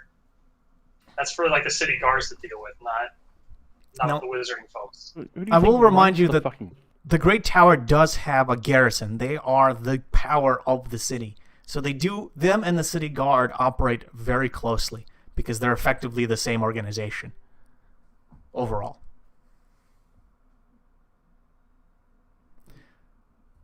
What would you like to do? So we have 2-ish votes for the tower, and who would like to go directly to the large inn? I think we should go to the inn. So that's 1. I mean, you can flip a coin. You can roll a D2. Don't have any. I have no gold. I have nothing. All right. Someone You can can. ask someone to lend you some. Yeah. We have 3 votes in. All right. So yeah, we have 1 for the one for the large inn, and then 2 for the tower. Ish. Yeah, sure. I would equate that to 1, right? I mean, Ish. No, I mean, the tower makes more sense than the temple and stuff, so if you want to stop at a tower, that's fine. all right. So we have. I think Well, the tower is a better bet. Ignore the temple. It's between the tower and the inn. They say, are we going northeast or are we going northwest? It is your money, Kaleem. What would you like to do? You know you'll have my axe no matter what. See, I like the idea of having extra people to help us, so the tower, but I do agree with Tobin's point. The longer we wait, the more likely they'll lose the money. I don't think it's lost yet, just because the person was injured on the way out, so they do need to rest and recuperate before they can spend the money. Or at least that's my thought process. I agree. But we'd be literally backtracking, which gives them all of that extra time. So now they'll be at the place, the hideout. If we were to go straight to the tower first. If we go towards them, I would assume that we would be arriving roughly the same time, unless they decided to rest and recuperate their wounds. We are leaving through the gate up here. I mean, I guess we could ask them, but I don't know. I'll give you a few minutes to discuss as I use the restroom. I'll be right back. I'm gonna use the restroom too. Good idea. Yeah, I mean, we could ask the tower guards on the way out, but again, I don't necessarily see why they would necessarily help us. Tower guards, yeah, I'm not so sure about them, but because I mean, they don't really know exactly what we're doing for the tower. You know, we could persuade and be like, hey, you know, here's the tower writ. We need to go ransack this bandit house.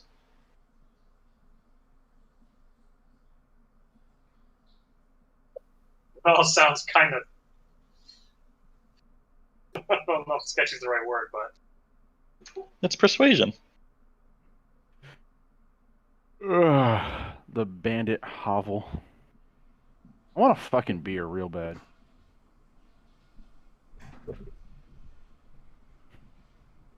Cooper, go to the store and get me beer. You're fucking useless. But you're cute.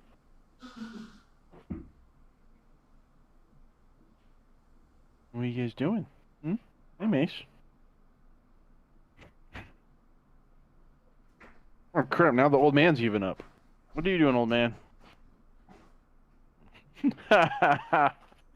Macy left the dog bed and Mo got up and just like, fuck this, it's mine now.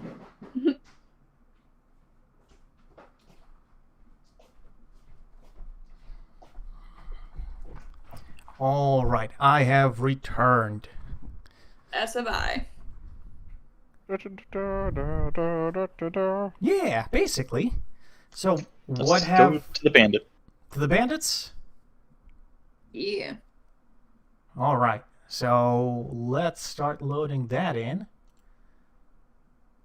I hope you're all ready. Yes. I was born ready to kick bandit ass. Good. Cooper, you're so cute. All right, we're gonna start putting people onto the map. I'll be back in 1 second. I got an electric toothbrush yesterday, Yeah? and it's like sex in my mouth. Well, you know what? Whatever works for you. I feel like I've been brushing my teeth like a Neanderthal for all these years. Yeah, that's what some people have said. Yeah, yeah. That Could we try to persuade one of the tower guards on our way to this place, though? to what? Come with you? Yeah. They're less than receptive of just randomly coming with you to this inn. They can send word to the main tower, but they're not just going to randomly go with you. They don't know you enough. Can I show them the writ and persuade them that we're on a test? You can try. Yeah, you can roll a high enough persuasion check. Oh, that's pretty good. That's pretty good. Let me think. All right, yeah. One guard will come with you. Nice. Excellent. Yeah, he's just gonna randomly follow you guys and try to help out.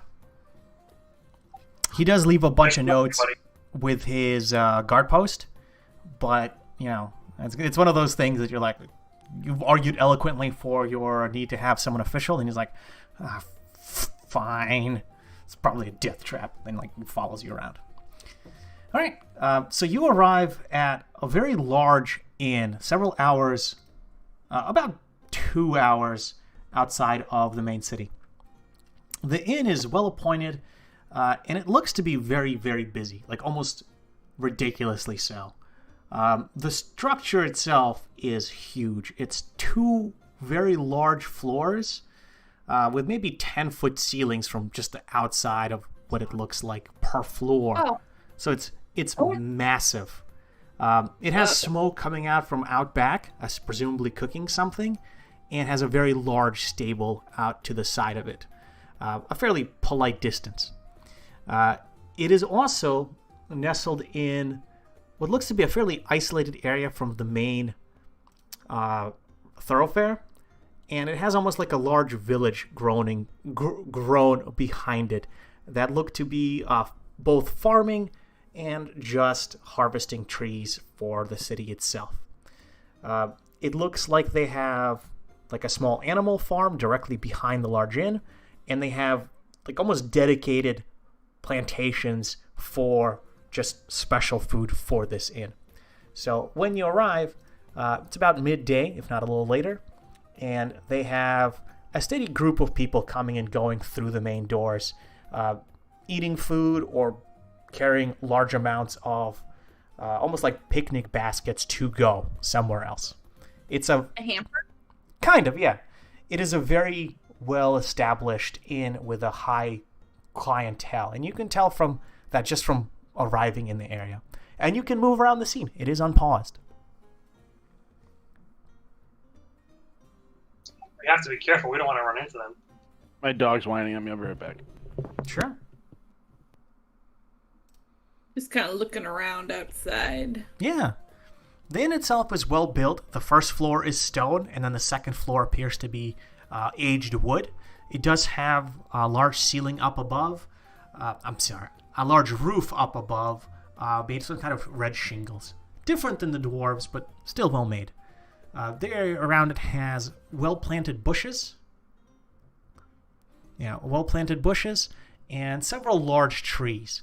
They also do have what appear to be plants that are ornamental around, like tried to be planted strategically around the inn to cover, or at least to appear pleasant. That has been kind of a mixed bag, honestly. Some of it looks good, some of it looks like mediocre. It also does have a trough outside for the horses and what appears to be a large circular, almost cistern? Can't pronounce it well. Yeah. Yeah, for water that's just open to all. Yeah. As you make your way... Sorry to interrupt. Oh. I was going to say for 1 second, like, what was the plan? Because I accidentally had my speakers off, so I couldn't hear anybody for a few minutes. So far there hasn't really been a plan. It's more like arrive here and tell the guard that don't do anything stupid. We don't know how many bandits there are. Okay. I'm Yeah. scoping out the place. Hold up. I got this. No one can see me because I'm 2 feet tall. Yeah. As you run around, you do notice that behind the inn itself, there appears to be an area where they're stacking goods in crates and what appears to be enclosed either well or fire pit, which is back here. And that's where some of the smoke is coming out of. And it smells good. Like, it smells like real food cooking. Yum. Can I look in the windows at all? Yeah, you can come up and look into the windows directly. Oh, I see something. Yeah. It's like you have actual line of sight inside the buildings. Someone is looking out the window. I gotta back off before she sees me. Yeah. Tobin, as you walk around from your side of the things, you do see that there are several couches in that area and several people just like sitting, laughing, and enjoying the food.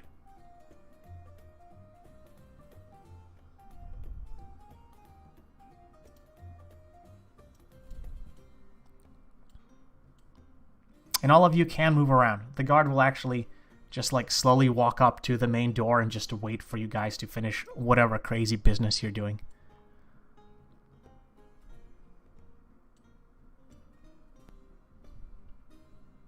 I forget, what was the name of the person that's borrowed the money from me? You believe it started with an R? You're not 100% sure, though? I was like Razia or something.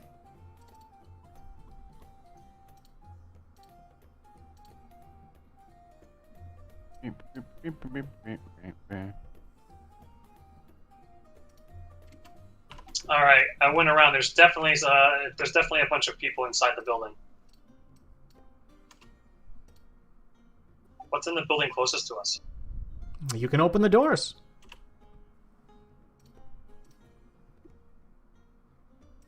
You can, if the doors are locked, they are locked. Otherwise, you can just walk through and take a look.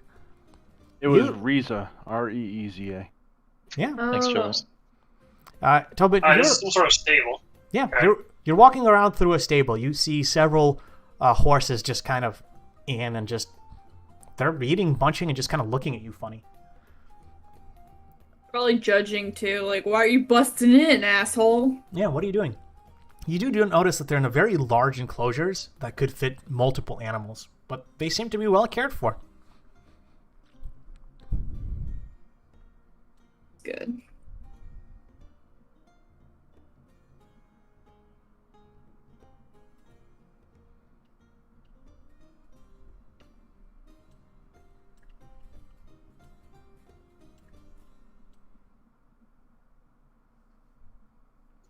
right, what's the plan of our attack? They're going to recognize us once we go in, so... Is there a way we can possibly get them outside to confront them?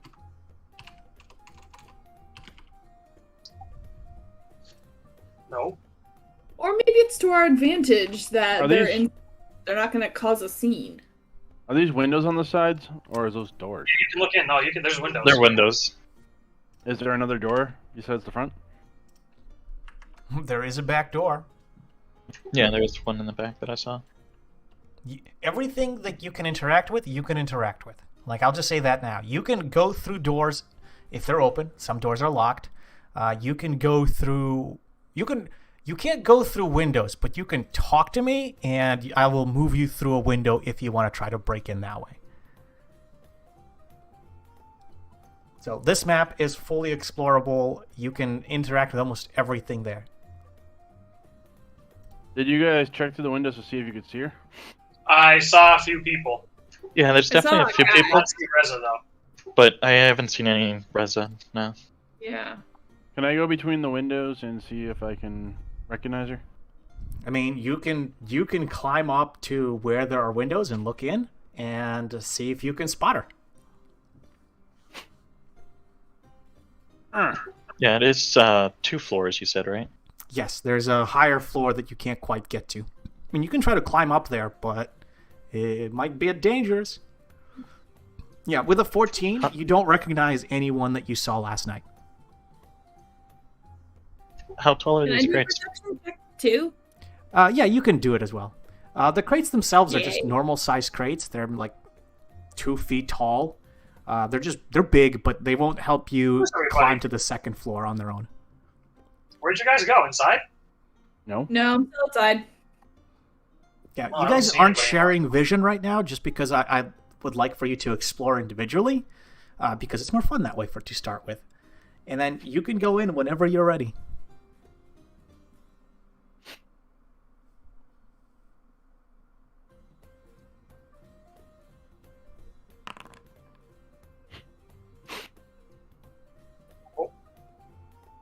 Oh shit, you clicked on a merchant!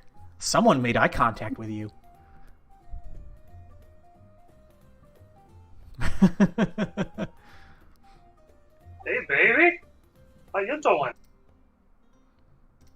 All right, let's go in. So, fun fact, Tobin, when you're there looking through that window, you do see what appears to be an incredibly attractive drow sitting on a couch and laughing, almost musically.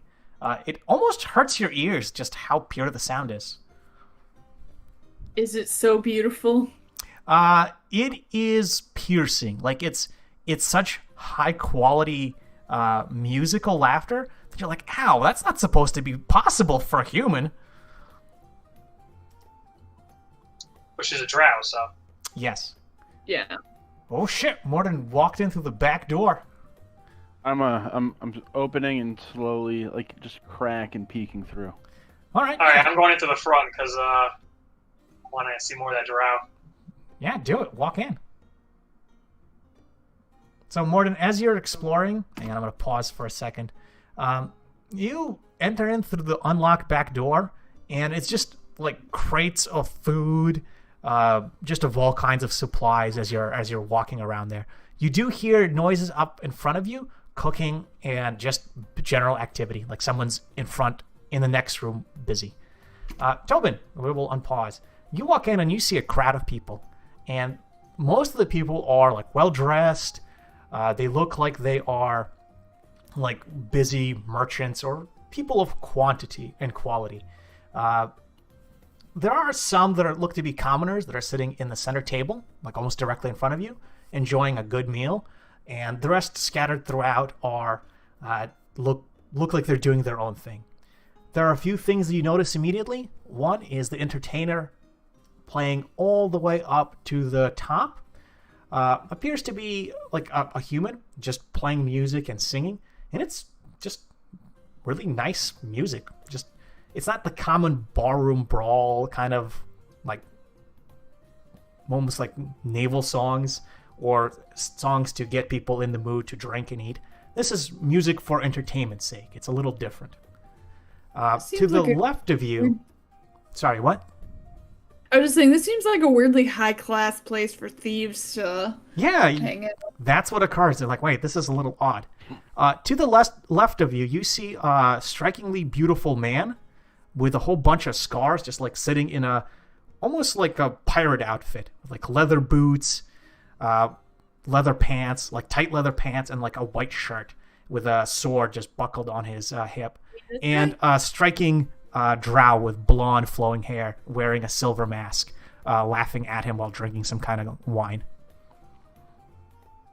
And that's what you see. And the rest of you can move around and look at stuff. I don't know why I'm making hand Can I gestures. check if I recognize anyone from the mugging? Nope.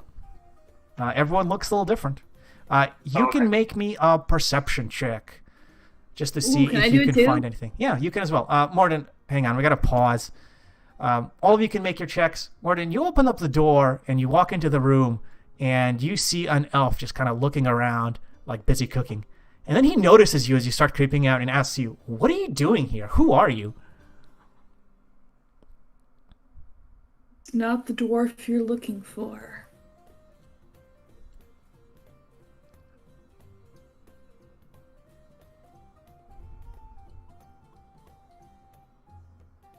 All right, you're going to need to make me a deception roll.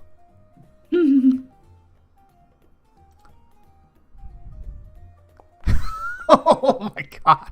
Fuck. All right, well, let's see if we can make an insight check and see what's going on. Oh, that's hilarious. They're just gone with my mistake. 1d20. Walk out and they'll give him time to think. Oh my god, he rolled a nat 20. Oh, Shit. oh shit. All right, so he kind of looks at you, grabs you by the shoulder, and starts leading you towards the door. He's like, "Listen, I don't care what you think you are or how important you think you're supposed to be here. This is the kitchen. You're not supposed to be here." He opens the door and all but shoves you out of it. He says, "Take a right, walk down to the doors on your right, double doors, go through there. That's the main room. Don't let me catch you back here again or we'll have trouble." And then he goes back to cooking and he shuts the door behind you. And then a lot of Well, that pause. could've gone a lot worse. Yeah. He seemed very unhappy with you being here.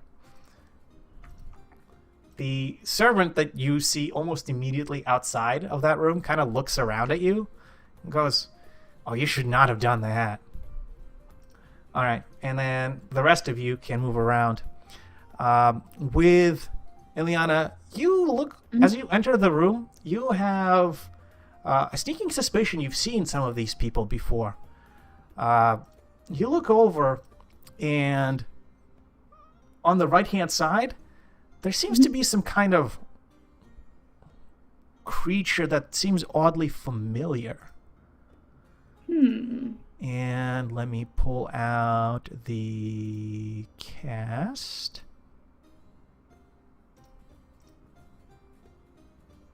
Hang on, I gotta reload my page. That's all good. 'Cause I keep getting off-centered, so I can't see. Oh yeah, please reload, and then I'll start sharing what's going on. There seems to be some kind of cat-like character that... This thingy? yes, let me share. Is it because sharing is caring? Well, amongst other things. That's Yeah. not like exactly how he looks like, because he's not a combat stance. It's just like the art depiction of it.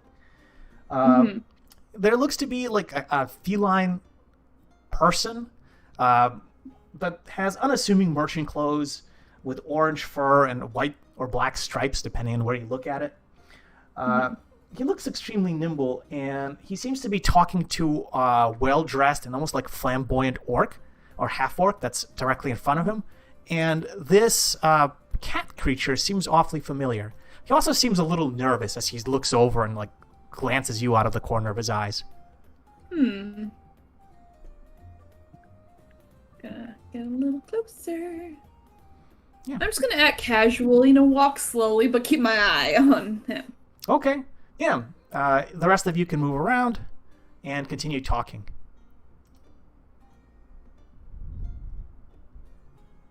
I am talking. I'm talking to this afro-wearing guy. So it's a halfling in front of you with just like giant poofy hair. She tells you that, yeah, save your lives for someone else. Go into the main room, and then she like points to the double doors ahead of her, and you can just pass along. I wasn't a cleric and I was evil. Yeah, you could have tried murdering everybody, but you're not. Don't worry, that's gonna change. I'm not worried. I am concerned, however, that you're going to have a very short lifespan. We'll see. Well, I'm not gonna try to murder everyone.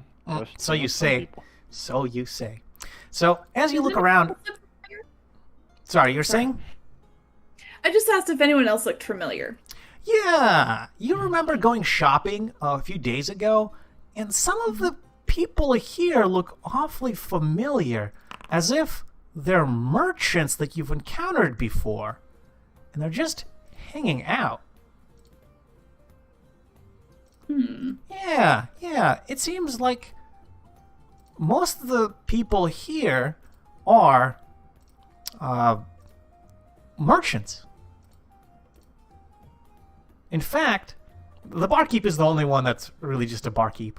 You see Lizard Man at the left portion of the bar that you've met before. He was selling magical items. You've met Ethers before as well, and Engrod seems familiar as well. It seems like they're the merchants you bought a few goods for before, and they're just hanging out and drinking and trying to unwind. So they definitely look familiar. Again, why would this be a hideout for thieves? Do you say that out loud, or are you just wondering that? Thinking it. I'm not going to say that out loud.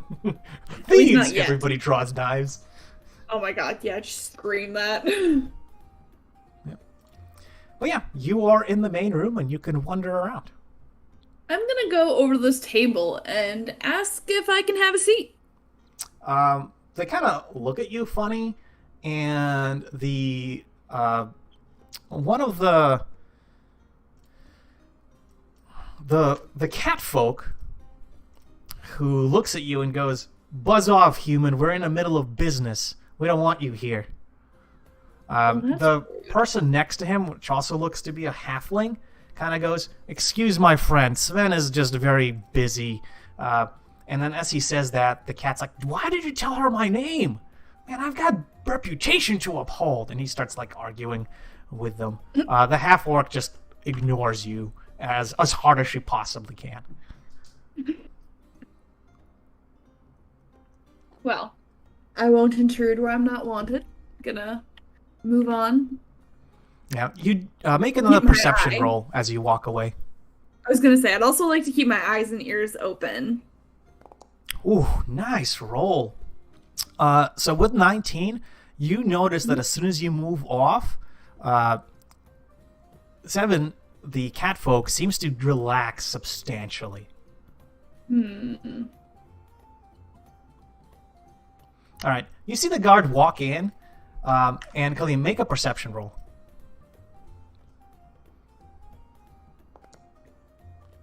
Nice, that's a nice roll. You see him like take a look around the room, and then he looks left, and he just immediately steps back outside. Goes, "I don't need this trouble." It's like, "I'll be out here if you need me." Just walked right back out. Then he steps back in and goes, looks over to the left. He's like, "Sorry to bother you," and then he just like panically walks back out. He's like, "I'll be out here if you need anything," and he just like closes the door. He's like, "Oh shit."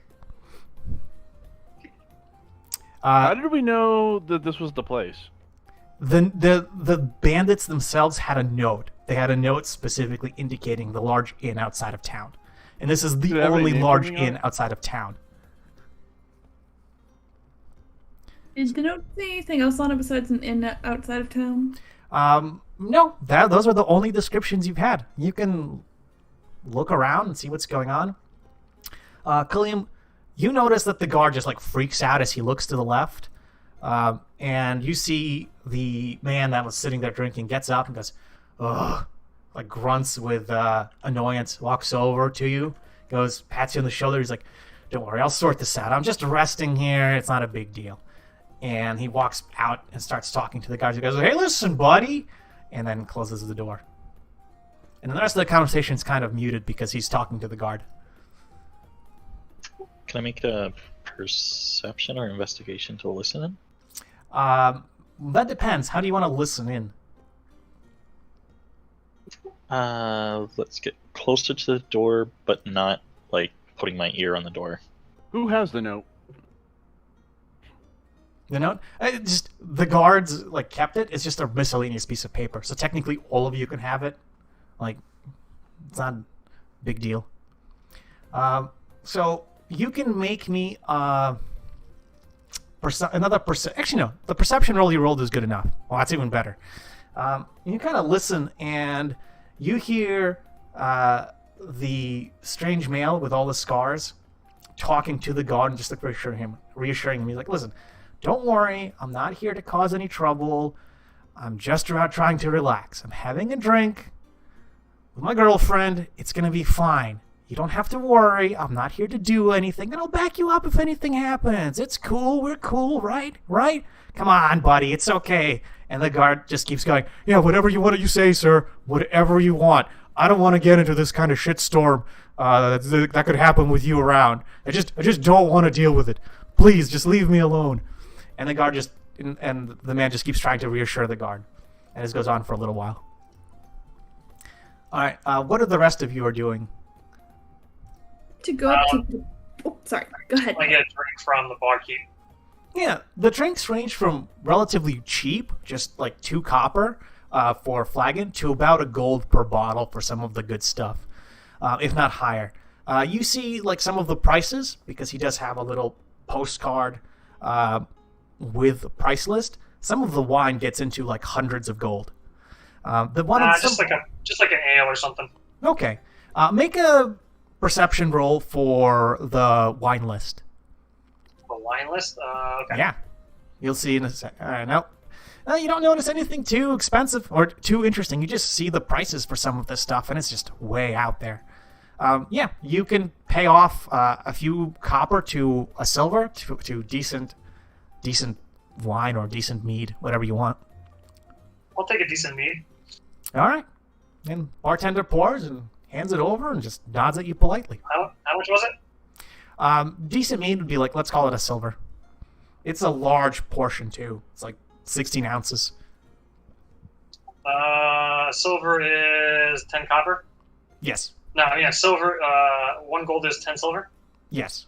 1 gold, it's 1 gold is 10 electrum. 1 electrum is 10 silver. So it's all tens.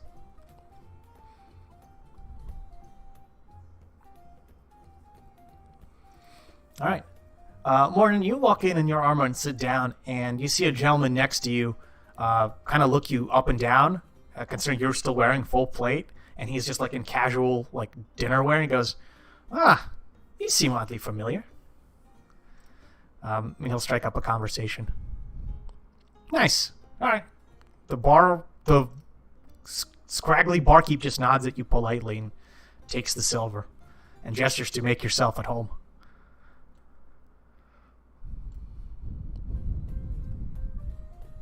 Anyone else wants to do anything?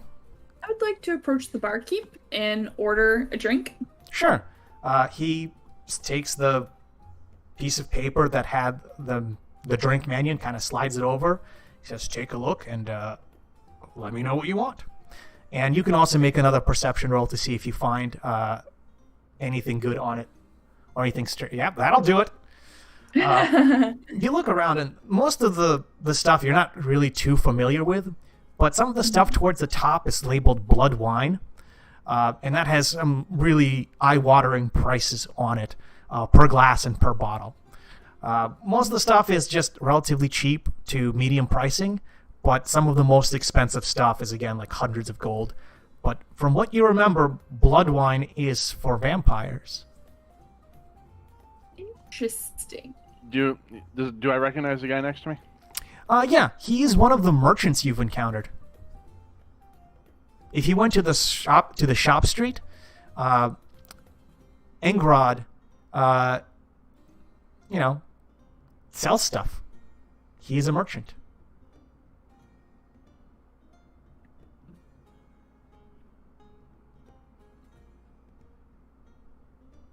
I'd like to talk a little to the barkeep. Be like, it's a very nice establishment here. He goes, Interesting. It was mighty kind of you to say that. It is my pleasure to work here. It's a beautiful place. It is. So you can roll, or you can ask me what you want to talk to him about, or you can just, role play it out, whatever you prefer. I had to think about what to ask. 'Cause I'm thinking about asking. Actually, I'm gonna go ahead and just ask him very casually if he's seen anyone with the description of Reza. Very Reza, casual. yeah. Make a perception roll. Okay.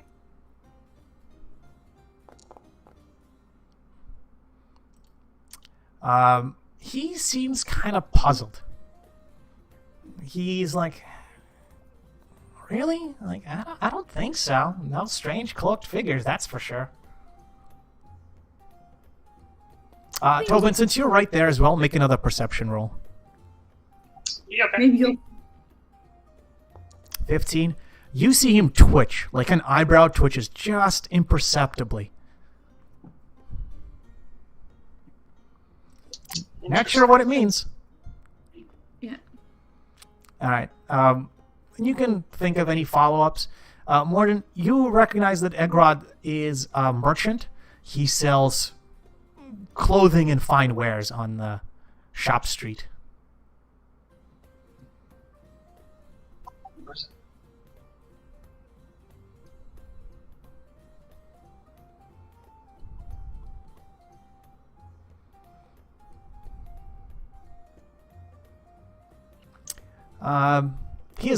He looks you up and down and he goes, well, I don't know anything about Rizzo, who that is, but I'm always open for a card game. And he wonders if you want to play for some stakes. So you can do that. Killiam, the guard is not reassured. He'll just stay out there. And Storm eventually walks back in, opening the door, and sees you on the other side. And he goes, pardon me, friend. And then he just picks you up and just very gently moves you over. And then, puts you right back down to where he was walking through. And then he makes his way to the couch with Sarah. And she just sits there and just kind of laughs at him.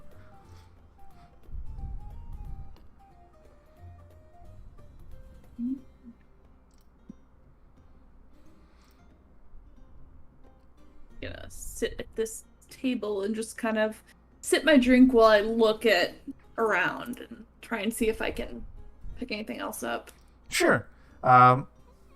Morden, you did decline to gamble, and Egrod already is like, I don't know why I waste my time. It's like, if you don't want to gamble, what are you good for? Well, that's kind of a rude question.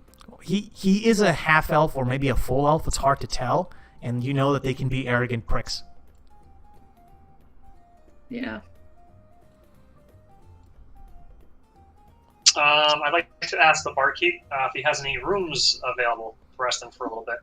Good idea.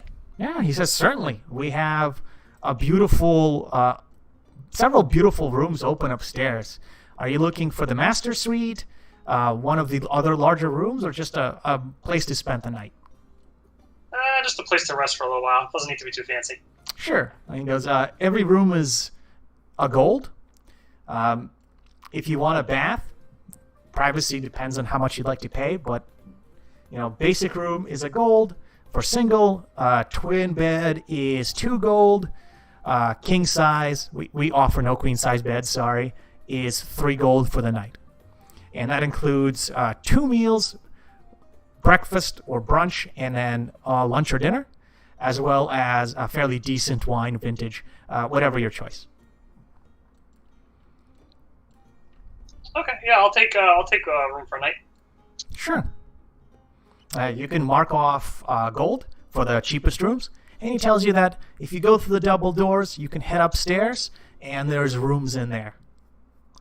He asks you to be quiet. Don't try to start anything with his patrons. People do want to sleep and rest when they are here. Do I recognize 7? You can make an intelligence roll to see if you can remember where you saw him. Eliana will, I assume, whisper to you that 7 looks familiar. I will. 15? Yeah, not bad. You remember seeing him around the World Tree just a few days ago. Next to the Druids. Interesting. You're not sure if he was doing business or just resting at the tree, but you saw him there.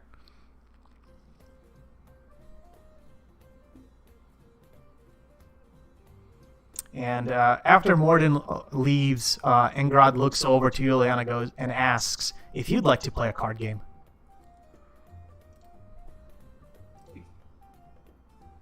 Sorry, I'm actually thinking. Okay, then I'll come back to you. Anyone else want to do anything? Get up. I'm gonna finish drinking, and I'm gonna say to the barkeep, "Well, I'll go lay down for a little bit in my room upstairs." Okay. He does tell you that you can ask one of the servants, and they'll bring you around, and he gives you like a key for it.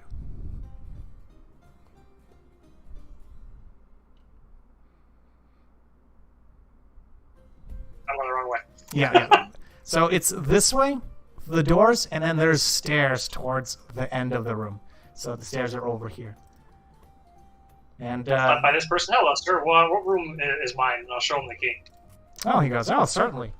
Just head upstairs, take the first left that you see, the first door on your left, and then I think it's the first or the third room. Just try one of those. Thank you, sir. Oh shit, it's like it's a magical teleport that brings you right there. Yeah, the stairs will magically teleport you to the second floor. And yeah, you can walk around and, go through doors, depending on if they're locked or not. And I'll take Angrod up on his offer to play cards. Okay, very cool. He asks if you'd like to make it interesting, and he slides over a gold.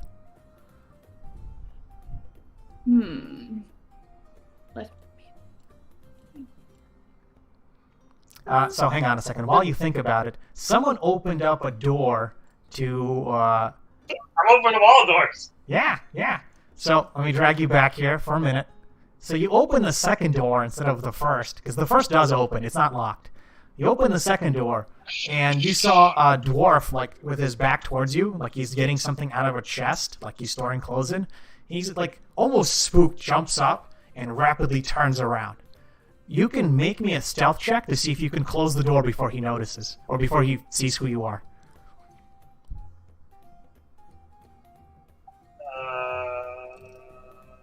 Text.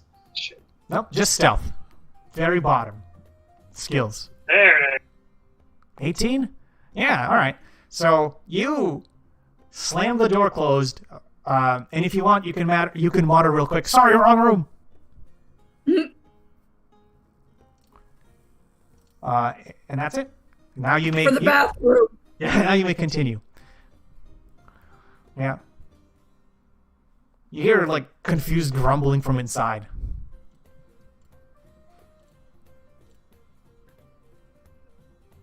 Drop the check. All the room. Oh, it's a little laggy. All right, so Morden, you come around to where Seven is and his strange group of companions, and he looks at you and goes, "Yeah, what of it? So I was there." Eliana, if you want to take up the wager with Engrod, you can basically roll 1d20, and you're playing a basic card game. You can add your intelligence modifier. You can make an intelligence roll. Or, if you'd like to try to cheat, you can do a sleight of hand check to see if you can stack the cards for the deck. Let me see what my sleight of hand looks like. Yeah, you can think about it. I think I'm gonna play it straight for the first one. God damn it. Sorry, it's every time like someone else has like a chat thing, it pulls me over to them, so I have to keep Oh, hang on. redoing it so I can actually see what's going on. Let me where I see am. if I can turn that off. Yeah, it's real annoying.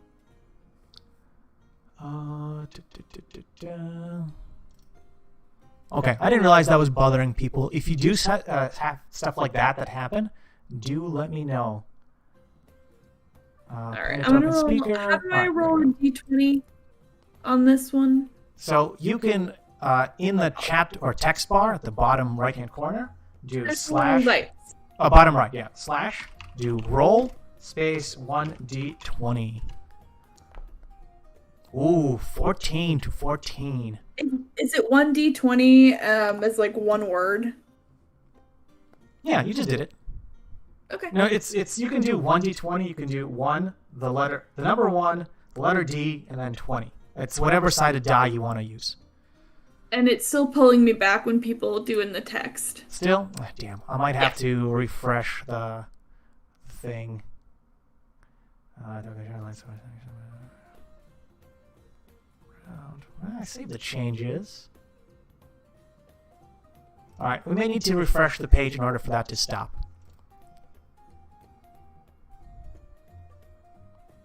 Alright, so you do win the first hand, and you get his gold. So you basically can add additional gold. He looks over and he goes, impressive. Would you like to play another? And then he basically just does it again. Sure. I'd like to, while we play, ask him a little bit about Just does about he himself? come here often? Yeah, and himself, and does he come here? And I'll start buttering him up by asking about himself. Okay, fair enough. Everyone likes to talk about themselves. This is true. Well, this is true. All right, Kaleem and Tobin in the meantime. Liliana, while they're exploring, you can make me a persuasion check to see if he will open up and see what you can find out. Okay. I'm guessing you guys are wandering around upstairs looking at I'm looking rooms? for a room that has a window. Does this room have a window? Technically, all of them do, but with how these windows are constructed, they're very small, and they actually don't open. Open, huh? Yeah. It's hard to do windows on the second floor, if only because these are different levels. They're not technically connected. So you'd be looking into the void if I had it set up right. No. I'm just wondering, like, RPG-ish, above table, is there a window that I can open in any of these rooms? No, the windows, there are windows in all of these, but they're very small. They're basically just like portholes. So you can look through them, but they don't open on their own.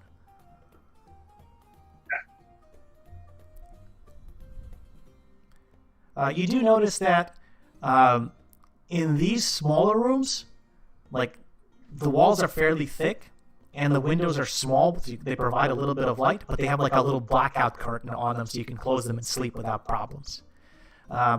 You have a feeling that the windows are small and not openable, so that people can feel comfortable sleeping in here without someone trying to sneak in and stab them for their money. Alright, so you guys can look around there. Kaleem and I are going to step outside. We're going to go back downstairs and step outside. Sure. You can basically walk the same way. Morden, you come up to Seven, and he doesn't seem to be too friendly. Like, he seems almost skittish. He doesn't like you being there. You can make me a persuasion roll to see if you can calm him down. But otherwise, he seems like he seems to be interrupted in the middle of something, and he doesn't want you being there.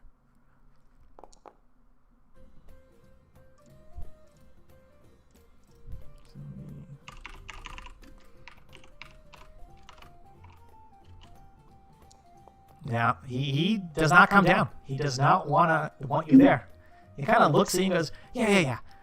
You're trying to be friendly, but you're bothering me. I got business to take care of, and you're in the way. Get out of here. Maybe offer to buy him some booze. I slid him some booze. He doesn't seem to be interested, but the halfling nearby looks over, grabs it, and goes, yes. I do like me some free booze. The orc nearby, or the half-orc, kind of looks over and chuckles slightly. And you can ponder what your next move if you'd like. Eliana, you keep playing and talking to Ingra, and he seems willing to open up enough. He talks like he's moved to the city a while back. He's having a wonderful time, just in general, being here and doing things. And he's just really enjoying life, setting up shop in the city. It's been great. And he asks about you and yours, basically.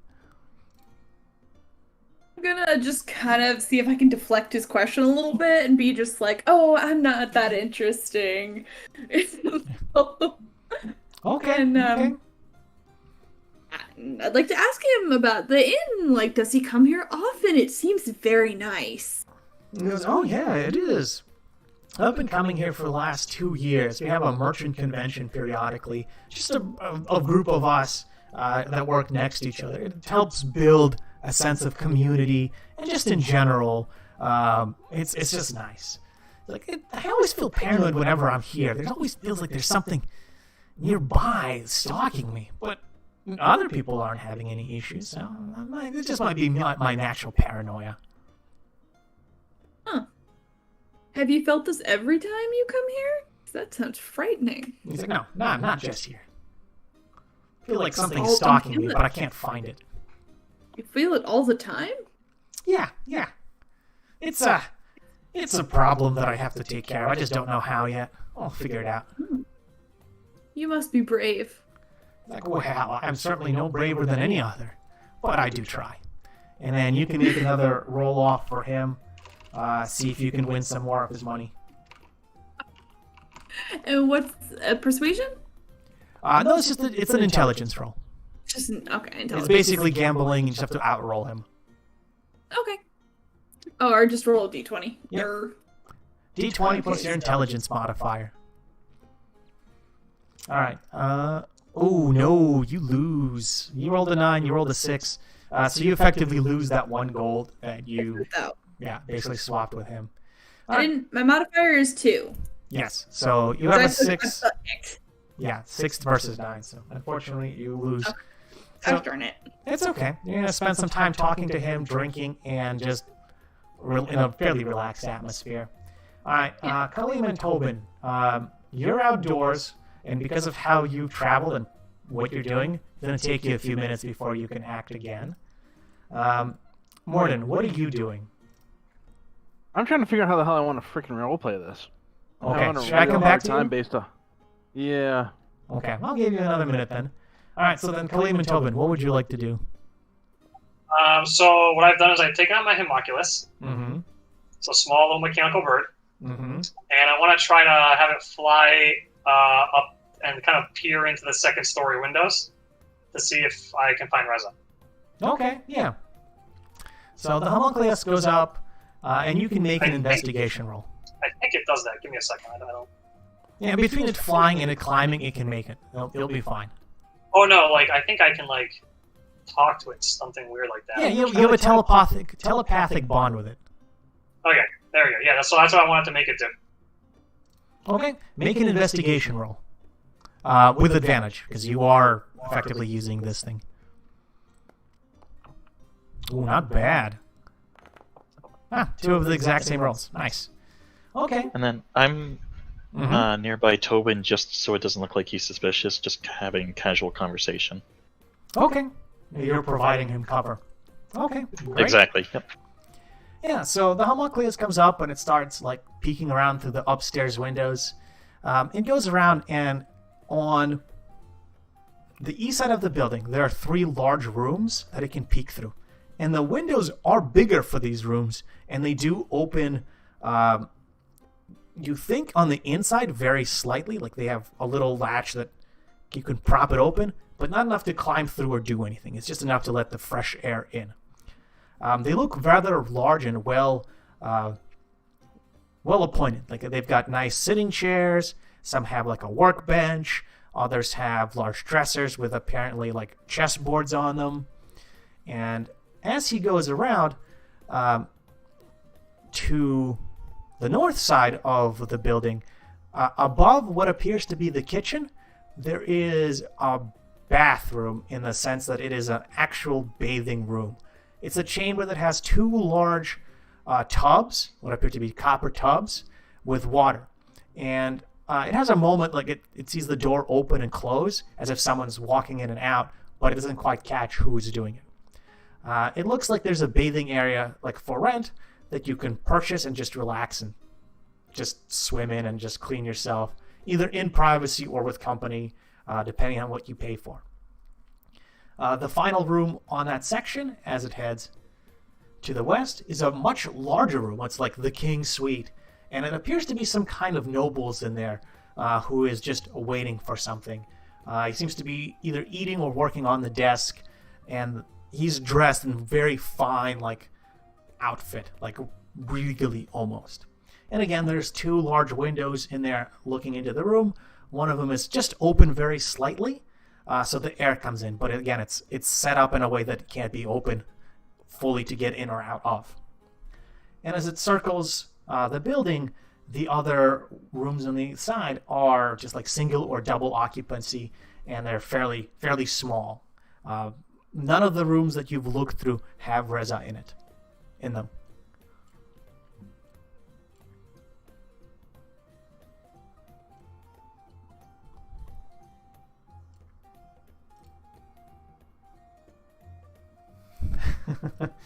All right, so fair enough. You did walk away from the table of 7, and he seems to slide into the seat that you vacated to talk to the half-orc after you leave, and the halfling takes his seat instead. Everything I thought of, like, I just didn't have enough information on who the hell he is. That's fine. You're not supposed to figure everything out on the first shot. Don't you worry about it. Ileana, he sells fine goods. So he sells clothing, different kinds of basic, like, finery, like nice capes for people, upholstery, depending on what needs there are. He literally just sells, and he likes the business. It's nice. That's how he met his husband. It's been really, really good for him. Nice. That's very nice. And where did he come from before coming to the city? He was in the Elven lands. He's traveled here for a business opportunity, and you know what? It worked out. Interesting. What kind of business opportunity? To get away from my siblings mostly, but just to start out my own business and really flourish. It's been really good. For you. Like, sincerely.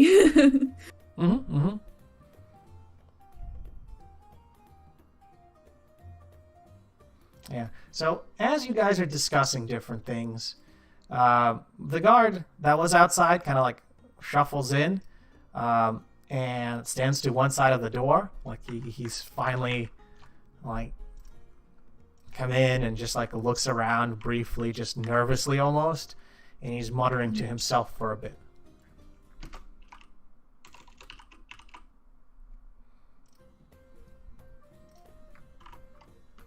And that's because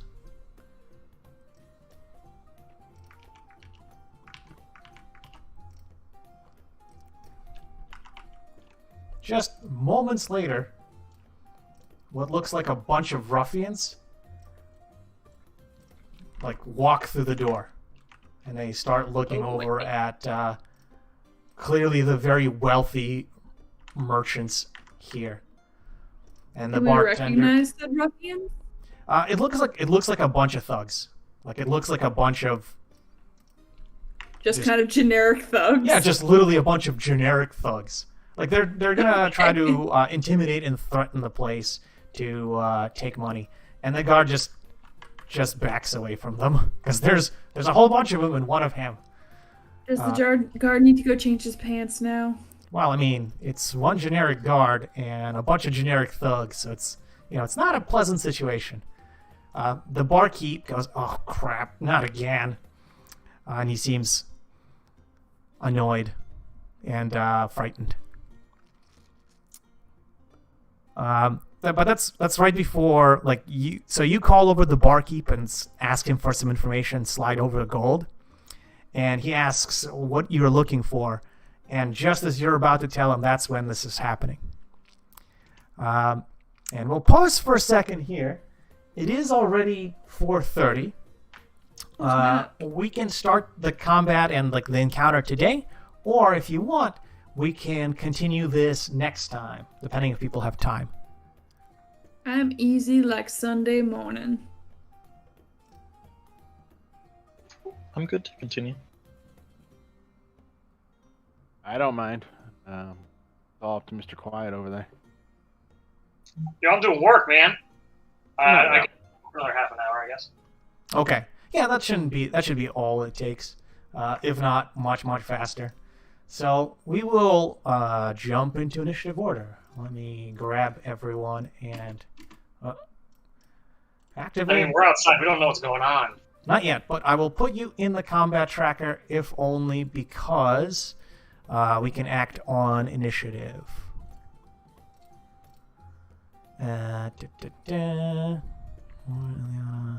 Oh, not target. Okay, so I think I got all the major players in here. The NPCs will do their own thing in terms of actions. And you may roll your initiatives as you like. Whoa, like I all gotta do that the... again, I'm sorry. Dude, I'm pretty sure these thugs are in over their head. Yeah, probably. Those thugs are gonna get their ass kicked real fast. Probably. My homunculus is there, but I don't want him to fight. I kind of just want him to, like, put him Okay. away. So he's going to act on his own initiative. You can just move him around as you need him. All right. He has So more initiative first, than I do. sorry, what? He has better initiative than I do. You know what? Sometimes you roll well, even if you're terrible at things. So you see the thugs kind of come in and they zero in on the two people on the left-hand side. They almost completely ignore the merchants, even though merchants obviously have like money and wealth. But they look over at the two people sitting as if they were told to go after them specifically. The drow in the silver mask kind of looks over at the thugs and just sighs dramatically, like incredibly over dramatically, and it like swoons towards her companion. Goes, "Oh, Sturm, dear, please take care of this for me. I don't feel like getting blood all over my new outfit." And then she will actively pass her turn. The guard, he's just going to take a defensive stance and pass his turn. And Thug 1 is going to walk over to Sturm and try to intimidate him. Be like, "Give me your money, and no one needs to get hurt." And he has this gravelly voice that he tries to intimidate with. And the merchants around kind of shy back from his threat, but Sturm seems to be uncaring in any capacity. And then he'll try to take a swing, because he's a thug, and that's what he does. Swing metabata. Yeah, he's going to give him the mace. Holy shit, that was actually a good hit. I wasn't expecting him to actively hit anything. All right, and then let's apply the damage.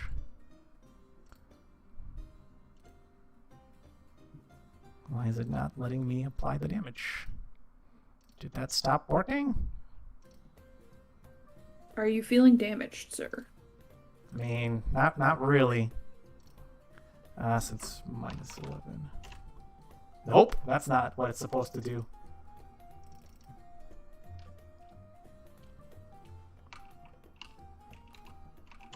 I'll do it this way. I'll have to figure out why the math is not working correctly. All right, so you see him take the mace and just like smash upside Sturm's head. And Ileana and Morden, you can make perception rolls. The other two, Kalim and Tobin, you just hear commotion from inside the building.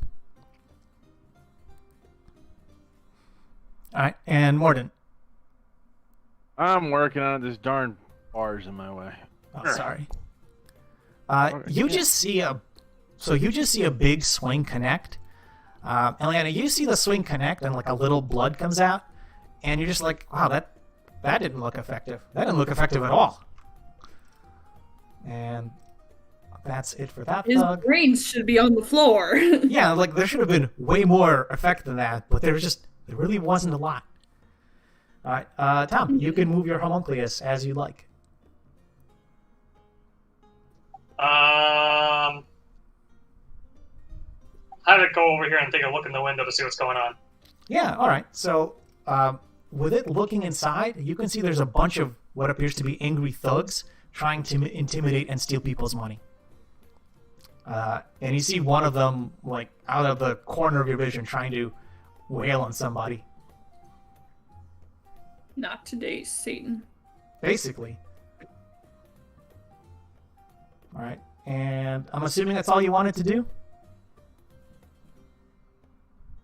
Oh, it's not supposed to be the homunculus thing. It's supposed to be me. Damn it. That's fine. The chat pops up for whoever you have selected, so whoever you have clicked on. We just assume it's you.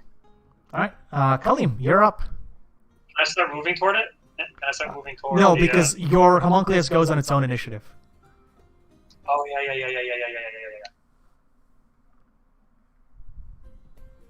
Double movement. Okay. As you go around the building, you do see like a thug at the end of a row of thugs trying to get in. And I assume that's all you're gonna do. Yep, sorry. All right. This thug will actually come up to the town guard and just look at him and be like, "Hey, buddy, you haven't seen shit. You got it?" And he's gonna try to intimidate the guard. Oh, he does it with a 21. And the guard is going to be shaken.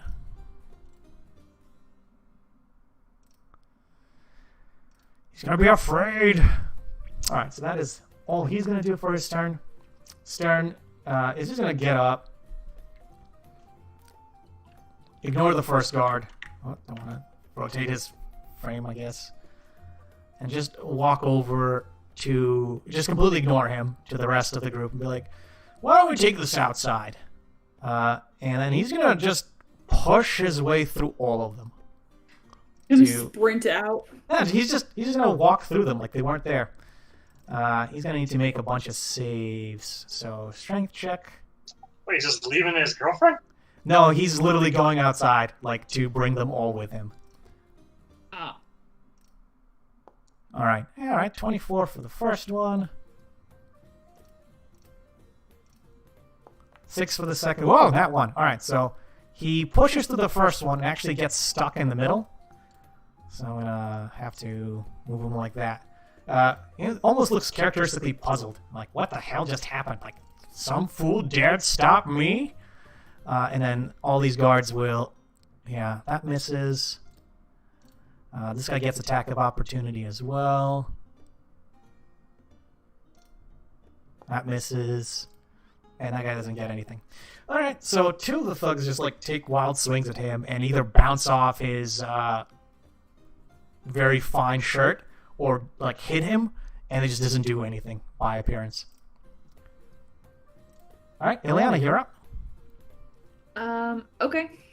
So I will fire my bow at this guy. Alright, so you draw your weapon. Alright. Give me 1 second. Longbow. Nice. Alright, so you pull your longbow and take a shot, and you do 3 damage. Yay. The thug grunts as you see an arrow just stick out of his left arm, and he turns towards you. Anything else you'd like to do? Not at the moment. Except for think to myself, keep coming, buddy. I got more arrows. That's fair enough. The thug outside looks a little surprised that this one guy just walked through his friends and goes, "Give me your money or else you get hurt." And then he's going to try to take a swing with his mace. And actually does hit. Stern will take a few more damage.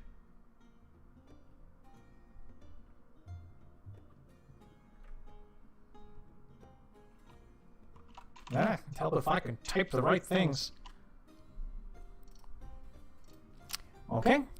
And then that's all he's going to do. This thug is going to approach his lady friend and try to intimidate her, and then try to swing. Did not want to do both of them, but apparently it does hit, and she will take 1 point of damage as well. And she goes, "Oh no, I'm so injured!" Oh wait, it's 3 damage.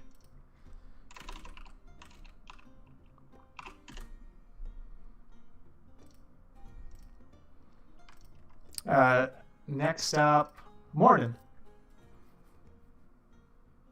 What? Hold on. Damn. Wait. Okay. I'm gonna do. No, gotta switch my thingy. There we go. Oh wait, those are okay. So that is gonna treat it as 30 feet. God damn. I noticed what's going on and all that stuff, right? Yeah, you notice that there's thugs like just wailing on these two people, and the drow in the back is like hamming it up. Give me a second. One more second. Like a soccer player. 15 feet. Would that work? It might work. I can move here. Wait. I was here, right? Yep.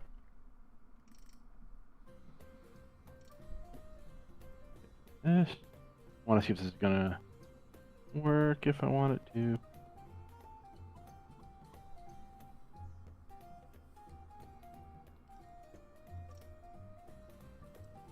Would that work? It would work. Yeah. Okay. So Words of Radiance is what kind of save for the thugs? Hold on. Open. And it is a con saving throw. Okay, let's see if Thug 1, he has a 16, and Thug 2, he's a 17. And Ah, those, I why think, did it are- roll yeah. now by itself? Alright, looks like all Well, of them so- made their saves. Yep. That's a little strange. And then I'm gonna bonus action. I'm gonna cast Shield of Faith on myself. Okay, Can I delete this darn thing again? How do I? I got it. Ah.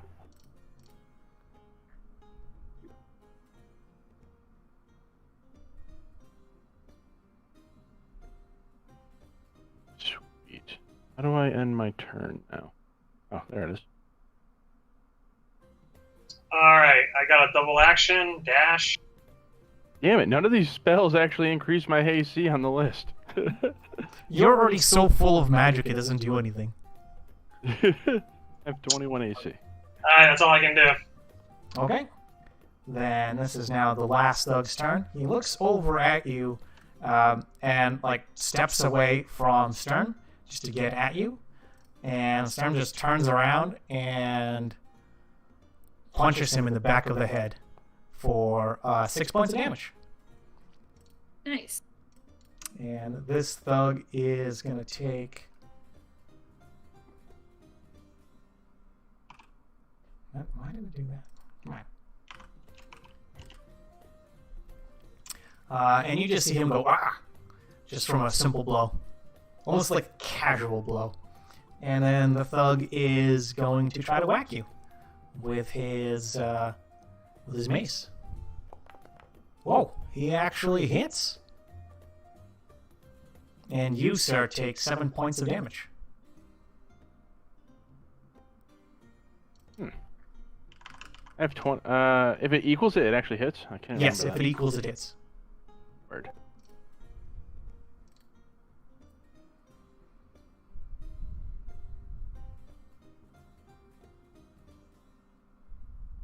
Yeah, and you do have to make a concentration roll for your Shield of Faith. You said concentration? Yes, concentration. Just DC 10. Am I just blind and I don't see it? Ah, this guy. No? Alright, it's fine. What is it? /1. So it's /R and then space 1d20. 1d20? Yes. Yes. You're good. No problem. All right. Sarah, at the top of her turn. Actually, Ileana, you can make a perception roll because you have a very easy line of sight to it. All right, you don't see it. She just casually looks up and goes, "Oh no, I'm so badly injured. Oh, whatever will I do? Sturm, help me! I am so weak and defenseless." And she does almost like an obvious performance roll for it. And the thugs all around her just believe it, and you just hear a groan from outdoors, ugh. And that's all she does. She does absolutely nothing to defend herself. The guard over here just keeps backing up further, just fully trying to defend himself. In fact, he's gonna go this way screaming, "I'm not paid enough for this bullshit!" Thug 1 is gonna walk over and smile grotesquely at the drow and say, "Your money or your life," and then try to swing at her. Alright. She takes 5 points of damage.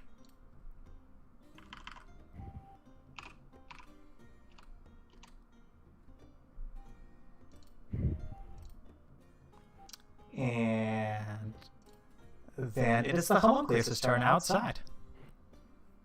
It's gonna pass. How do I make it pass? Alright, next. Kaleem, you're up next.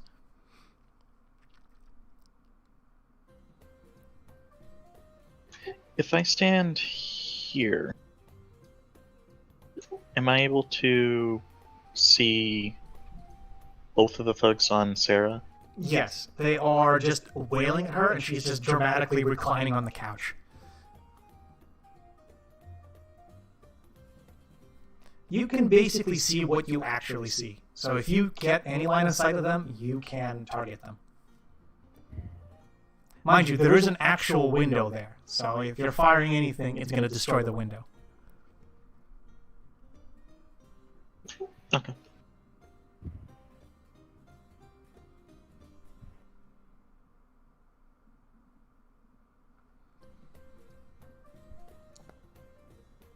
Okay, nice. Which thug? The one next to Storm. Okay. This thug takes a full 8 points of damage. Nice.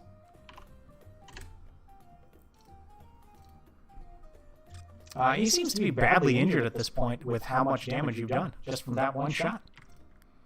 Yep, and his speed is reduced by 10 as well.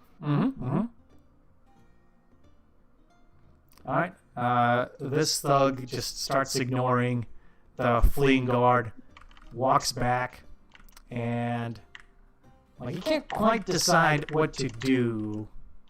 So he's gonna obviously go up to the bigger threat, which is Morden. Try to whack you. Gonna say, "Give me your money." You don't have to get hurt badly. And then he just bounces right off your armor. Next up, Sturm is just looking around, just sighing. Goes, "Sarah, do you have to ham it up so much? I mean, really?" And he sighs, and he just punches the closest thug.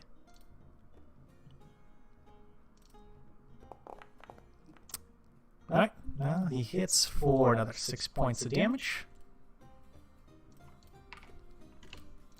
And you just see where the impact strikes. You just see a rib crack and shatter under the blow. Oof. Owie. Yeah, it's Oh wait, I keep forgetting he's got multi-attack, so he's just gonna do it again. So he hits the first thug once, then he's just gonna look at him, make sure he's not super dead, and hit him again. And the thug just collapses into blood. He just kind of explodes. Storm hits him so hard that he just vanishes into blood. That was disgusting. Yeah, and then he just casually walks back, puts a hand around both other thugs and goes, "Hey, buddy, you really shouldn't do that." And then, Liliana, it's your turn. Okay. Oh shit. Hold on, my page is reloading. That's Okay, fine. I'm going to shoot an arrow into this gentleman here. Okay, yeah, go Help ahead. out my good buddy. You know. Nice, well done. Thank you. I just imagine I'm still sitting at the table just firing arrows. Like, it's cool. Yeah, everything's fine, guys. It's all good. Yeah. All right, yeah, you hit, and you do 6 points of damage as the thug Yay. takes an arrow like into his side, and he just grunts. You brought this on yourself, asshole. Fair enough. Anything else you'd like to do? No, not right now. All right, the next thug kind of looks down at Sarah, looks around, and he needs to make an actual intelligence check because there's something horribly wrong. No shit. He's not very smart, though, so he just smiles and keeps trying to kill her. He's going to give her the mace. All right. Mace to the face. Yeah. So he does hit, and she just goes, "Oh no, so much pain." And then she smiles and just says, "Harder, Daddy." And he goes, "What?" He seems very confused. Morden, it is your turn. I'm fucking trying to slap this dude. Yeah. Nice. Which thug is that at? It's the one right south of me. Okay. So he also takes 6 points of damage. Yeah. What? That's not the right number. Perfect. Hit him so hard he died. No. He's not quite dead, but he is badly injured. You We need see, some of them alive to find out if they know Reza. when you die, you're dead. No, you hit him quite hard, and you can hear bones just crunch underneath. And the thug just grunts in pain. Anything else you want to do? Nope. Next turn, I'll just smack him hard enough that he, falls asleep. Smack some knowledge out of him. Yeah. Non-lethal damage. Yeah, all non-lethal, directly to the brain. This thug just looks at you and goes, that hurt. You'll pay for that. And he'll try to swing back at you. But not with that. You'll miss. And then he's going to try to chug a potion of healing. Okay, that is not what it's supposed to do. Holy shit! Damn good potion. Get me for that. Yeah, He's super healthy. that's not quite what it's supposed to do. It's just a normal potion of healing. I don't know why I did that. So, I'll figure that out later. He's now immune to HIV. Not quite. Alright, no, he just heals for 4.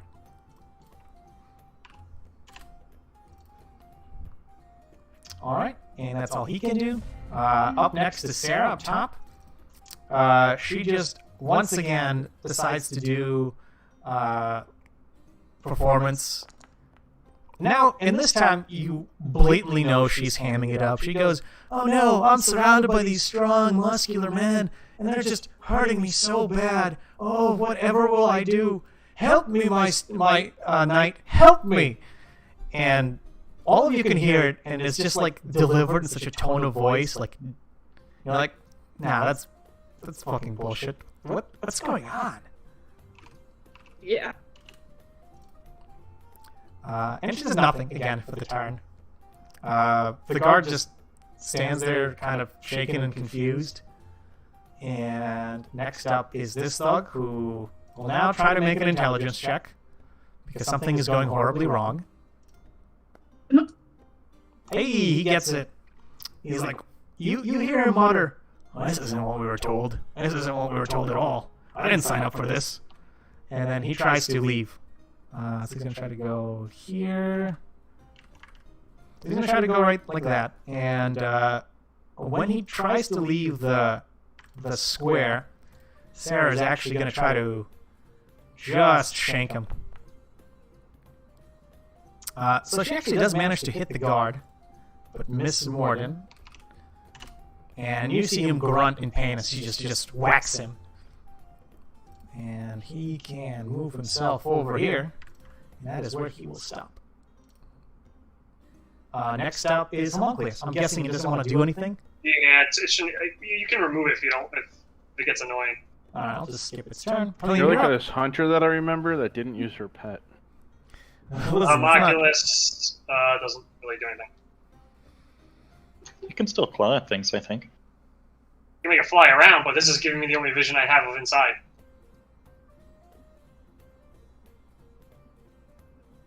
Why aren't you doing like double movement to get in here?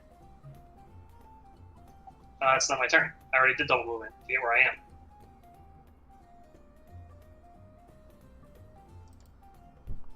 I don't think you know what you're talking about, Julius.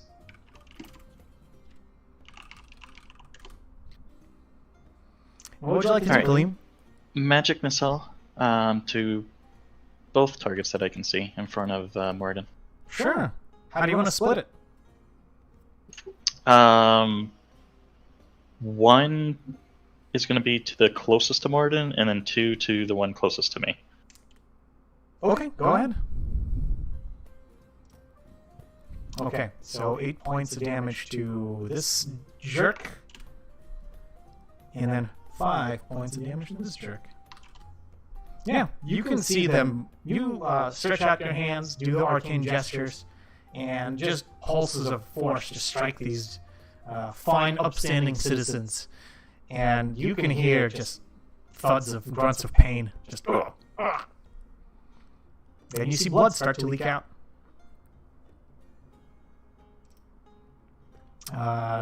Next up is this thug. He's going to try to make an intelligence check. Oh, I was going to do quicken spell. Oh, sorry. Go ahead then. What else would you like to do? Nice.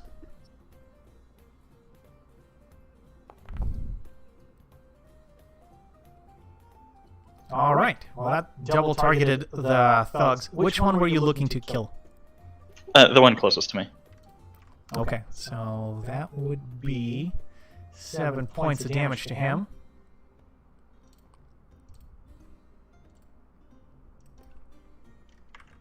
What the? That was weird. And you just see your spell strike him, start freezing his body, and you just see him shatter into pieces, and blood just splatter everywhere. And you hear Sarah say, oh, that's just waste of good blood. All right. Oh. Anything you'd like to do? No, I'm good. All right. Sturm just looks around and goes, I guess I should stop fooling around. He will punch thugs. He'll punch the first thug once. Oh, he misses. I guess I can't do it like that. All right, so he'll try to hit the first thug, miss the first time. Misses the second time. And he'll just stop. He's like, wow, I'm having an off day.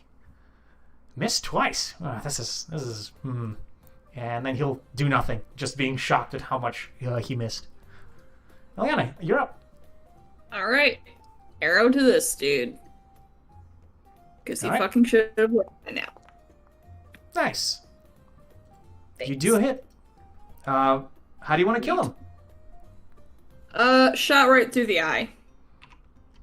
All right.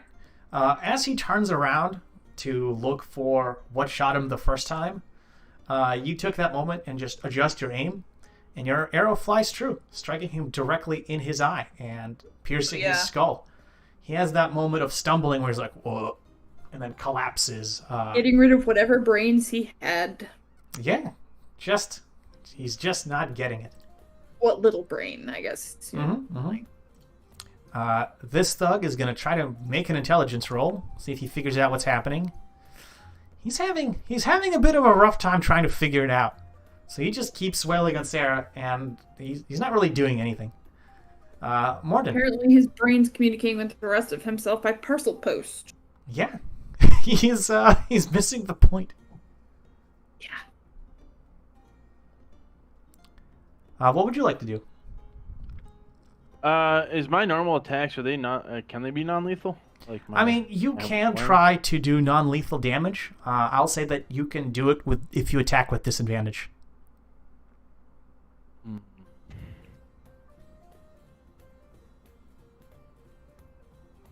You got to punch him.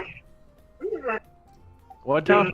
Like hit him with like your bare hands or something, like without a mace or an axe. Oh yeah.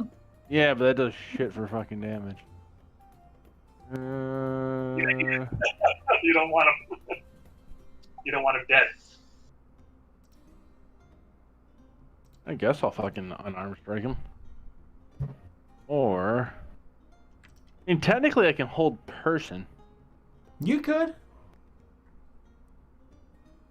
but then they might attack him anyway. Wait, so,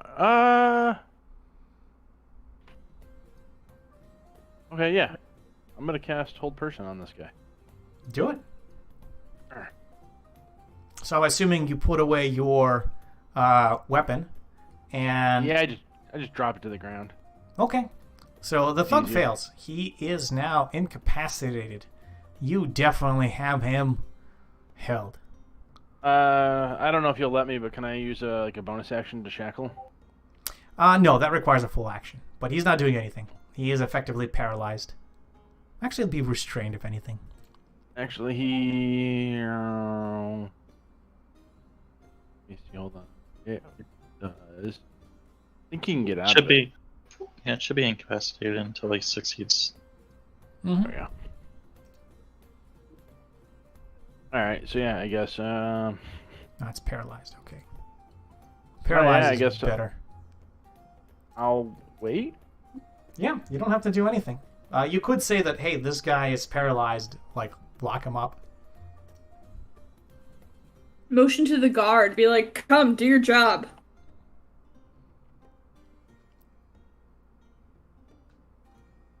I don't think I spelled that right, but whatever. It's all good. All right. Tobin, you're up. What would you like to do? From your perspective, you kind of... Your homunculus just sees, like, blood and guts flying all over the place, and you just see blood splatter in a few places. And someone acting very badly inside the house. Or performing rather badly.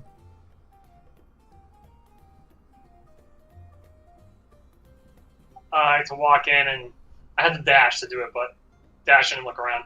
Okay, yeah, you dash in, and as you look around, you notice that most of the thugs are defeated. One is just way too busy, like, trying to smash the drow on the couch. And then the rest are just piles of blood, and one looks to be incapacitated with magic. The rest of the patrons look to be horrified in many ways and frightened. Oopsie daisy. You know. Alright, this thug can do nothing. He's going to try to make a wisdom save. He fails, so he continues to do nothing. And top of the round, Sarah will continue her performance, half-hearted as it is. This time she succeeds. Rolls not terribly. And all of you have that moment that your attention is drawn when she goes, "Oh no, I'm so very badly injured. On the very brink of death. If only my knight in shining armor would come and defeat this foe for me." And then she does a dramatic, like, less sigh and slow death onto the couch. And you have that moment where you see her just very delicately balance her glass so it wouldn't spill anything, and just puts it down and then lies down dramatically. And that is the only thing she does. Guard does nothing. He just stands there. Homunculus just witnesses this, and that's about it. And then Kaleem, you are up next, and you hear this very dramatic and eloquent speech from inside. She's on her deathbed. Yeah, someone's on her deathbed. Very awkward situation. Yeah. Well, I must save her. Yeah. You could make a wisdom check to see if once you walk through the door, you understand what's happening. Yeah, no, someone's dying. Someone's dying real bad. Better get in there quick. All right, so you hit the Stug for some damage. Anything else you'd like to do? Nope, that's it. I already passed. Okay. Sturm just sighs, like walks up, draws his sword, and then just shanks this dude. You just see him like that anime style where he draws his weapon and almost immediately puts it away. And this guy just cuts himself into 3 pieces magically and drops super dead.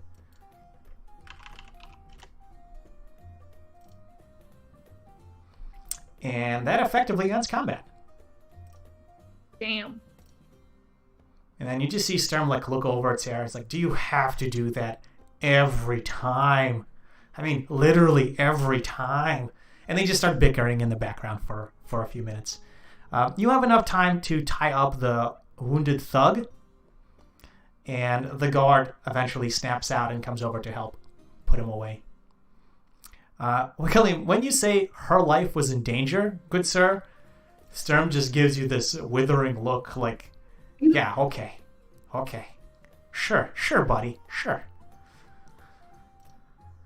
Yeah, you can also make me another perception roll or investigation roll at advantage. At advantage. Yeah, alright, so 16 is pretty good. And so can the rest of you. Perception? Yeah, perception. You can do perception or investigation, whichever you prefer. Anything above 15 is good enough, so you don't have to roll again, unless you really, really want to.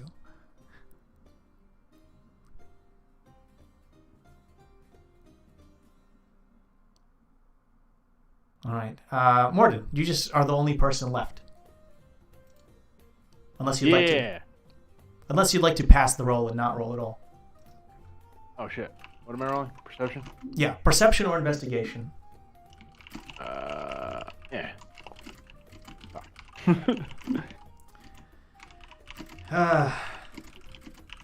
So you kind of glance over and you notice all this blood on the drow and on Sturm. You're like, oh my god, someone should do something. And as you're about to walk over, Sturm just kind of puts his hand on you, and so does Kaleem, and says, no, don't worry, this blood isn't ours. And all of you realize that despite getting hit several times, neither Sarah nor Sturm appear to be injured in any capacity. Like, their clothes are damaged and like ripped in cases, but they don't look like they've suffered in any way whatsoever. Well, that's just weird. Yeah. And then the two of them excuse themselves. Like they say, pardon us, we're going to go clean up. I hate getting blood everywhere when I'm not drinking. And then they just slowly, not rotate. Oh God, why is it doing that? Slowly walk away and make their way to what effectively is their rooms upstairs.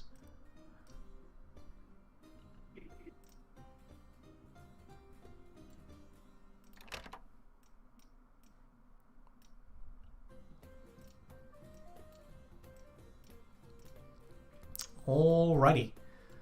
And you are left basically in a room full of several dead bodies and an incapacitated thug who is restrained but injured. Actually, no, you don't need to make any further rolls. As you look around, you realize most of the merchants are shaken. The barkeep is irritated and frightened, and Sven and the half-orc in the corner appear to be distraught in many ways. Like, how dare this happen here? Or, oh my god, there's so much blood. But that is what you see when you look around the scene after combat. Is anyone hurt? The thugs are the only injured people, except Morton, who's got hit once. Okay, because I do have heal wounds. I can help somebody if it need be. In a little bit, you see some of the people that work here come around, and they just start cleaning blood off the floor and trying to reassure patrons.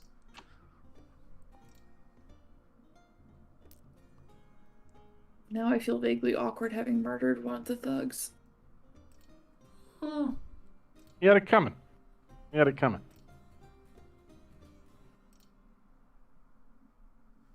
Yeah. All right. What would you like to do?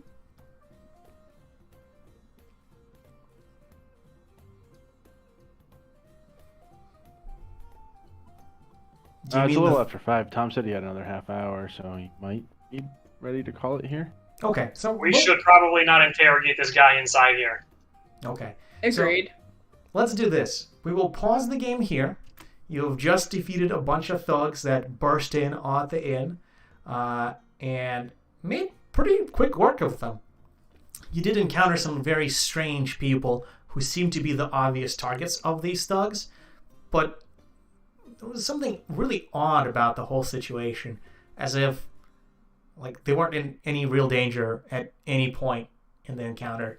And were just mostly mildly annoyed that their clothes got damaged. Morden caught himself a Pokemon with magic, so we'll see how that goes. And that's really it. So we will pick up next time. If you have any questions, or if you can think of what to do with the NPCs, you may ask them in the game or on Discord, and I will answer it as we go. Effectively, you have about 20 minutes with Sarah and Sturm that are gone, and you can talk to everyone basically in the authority of, we're the people that took care of the bandits. You will answer questions for us or else, and they will do that as they're shaken. And afterwards, they will kind of snap out of it and can leave as they need to while the guards are called in to clean up more of this mess and figure out what happened. Time to figure out what Sven is, or Seven, or whatever the fuck his retard name is, Yeah. doing. So you guys can plan questions 7? for next time. Yeah. And we will start off with them. Anything else? With next week being the 4th, are we still on or skipping that week? I don't have anything specific planned for the 4th. What about the rest of you? When's the 4th? Sunday? There's a chance I might not be around, but I should be. Okay, let's do this. I should be as well. I know I have something on the 3rd. Okay, let's check in at the beginning of the month, so on the 1st, so Thursday, Friday. I think we can make it to Taos this week, so we'll probably hang out there for a bit, assuming everyone else is going. Ramen and Taos for me, yeah. Cool. So we'll probably catch up in Taos and see if we're willing to play on the 4th. If we are, we'll play. If not, we will pick up next Sunday. So that would be the 11th. Sounds good. Sounds good. All right. Thank you all for playing, and you have a wonderful day. I will keep the server active in case anyone needs to take notes or do anything else in it, or even just look around. Now, you won't be able to play anything because I don't want you going into certain places or trying to break into certain things. But otherwise, feel free to look around as you need to. And on that note, have a great day. You too? You too. Yep.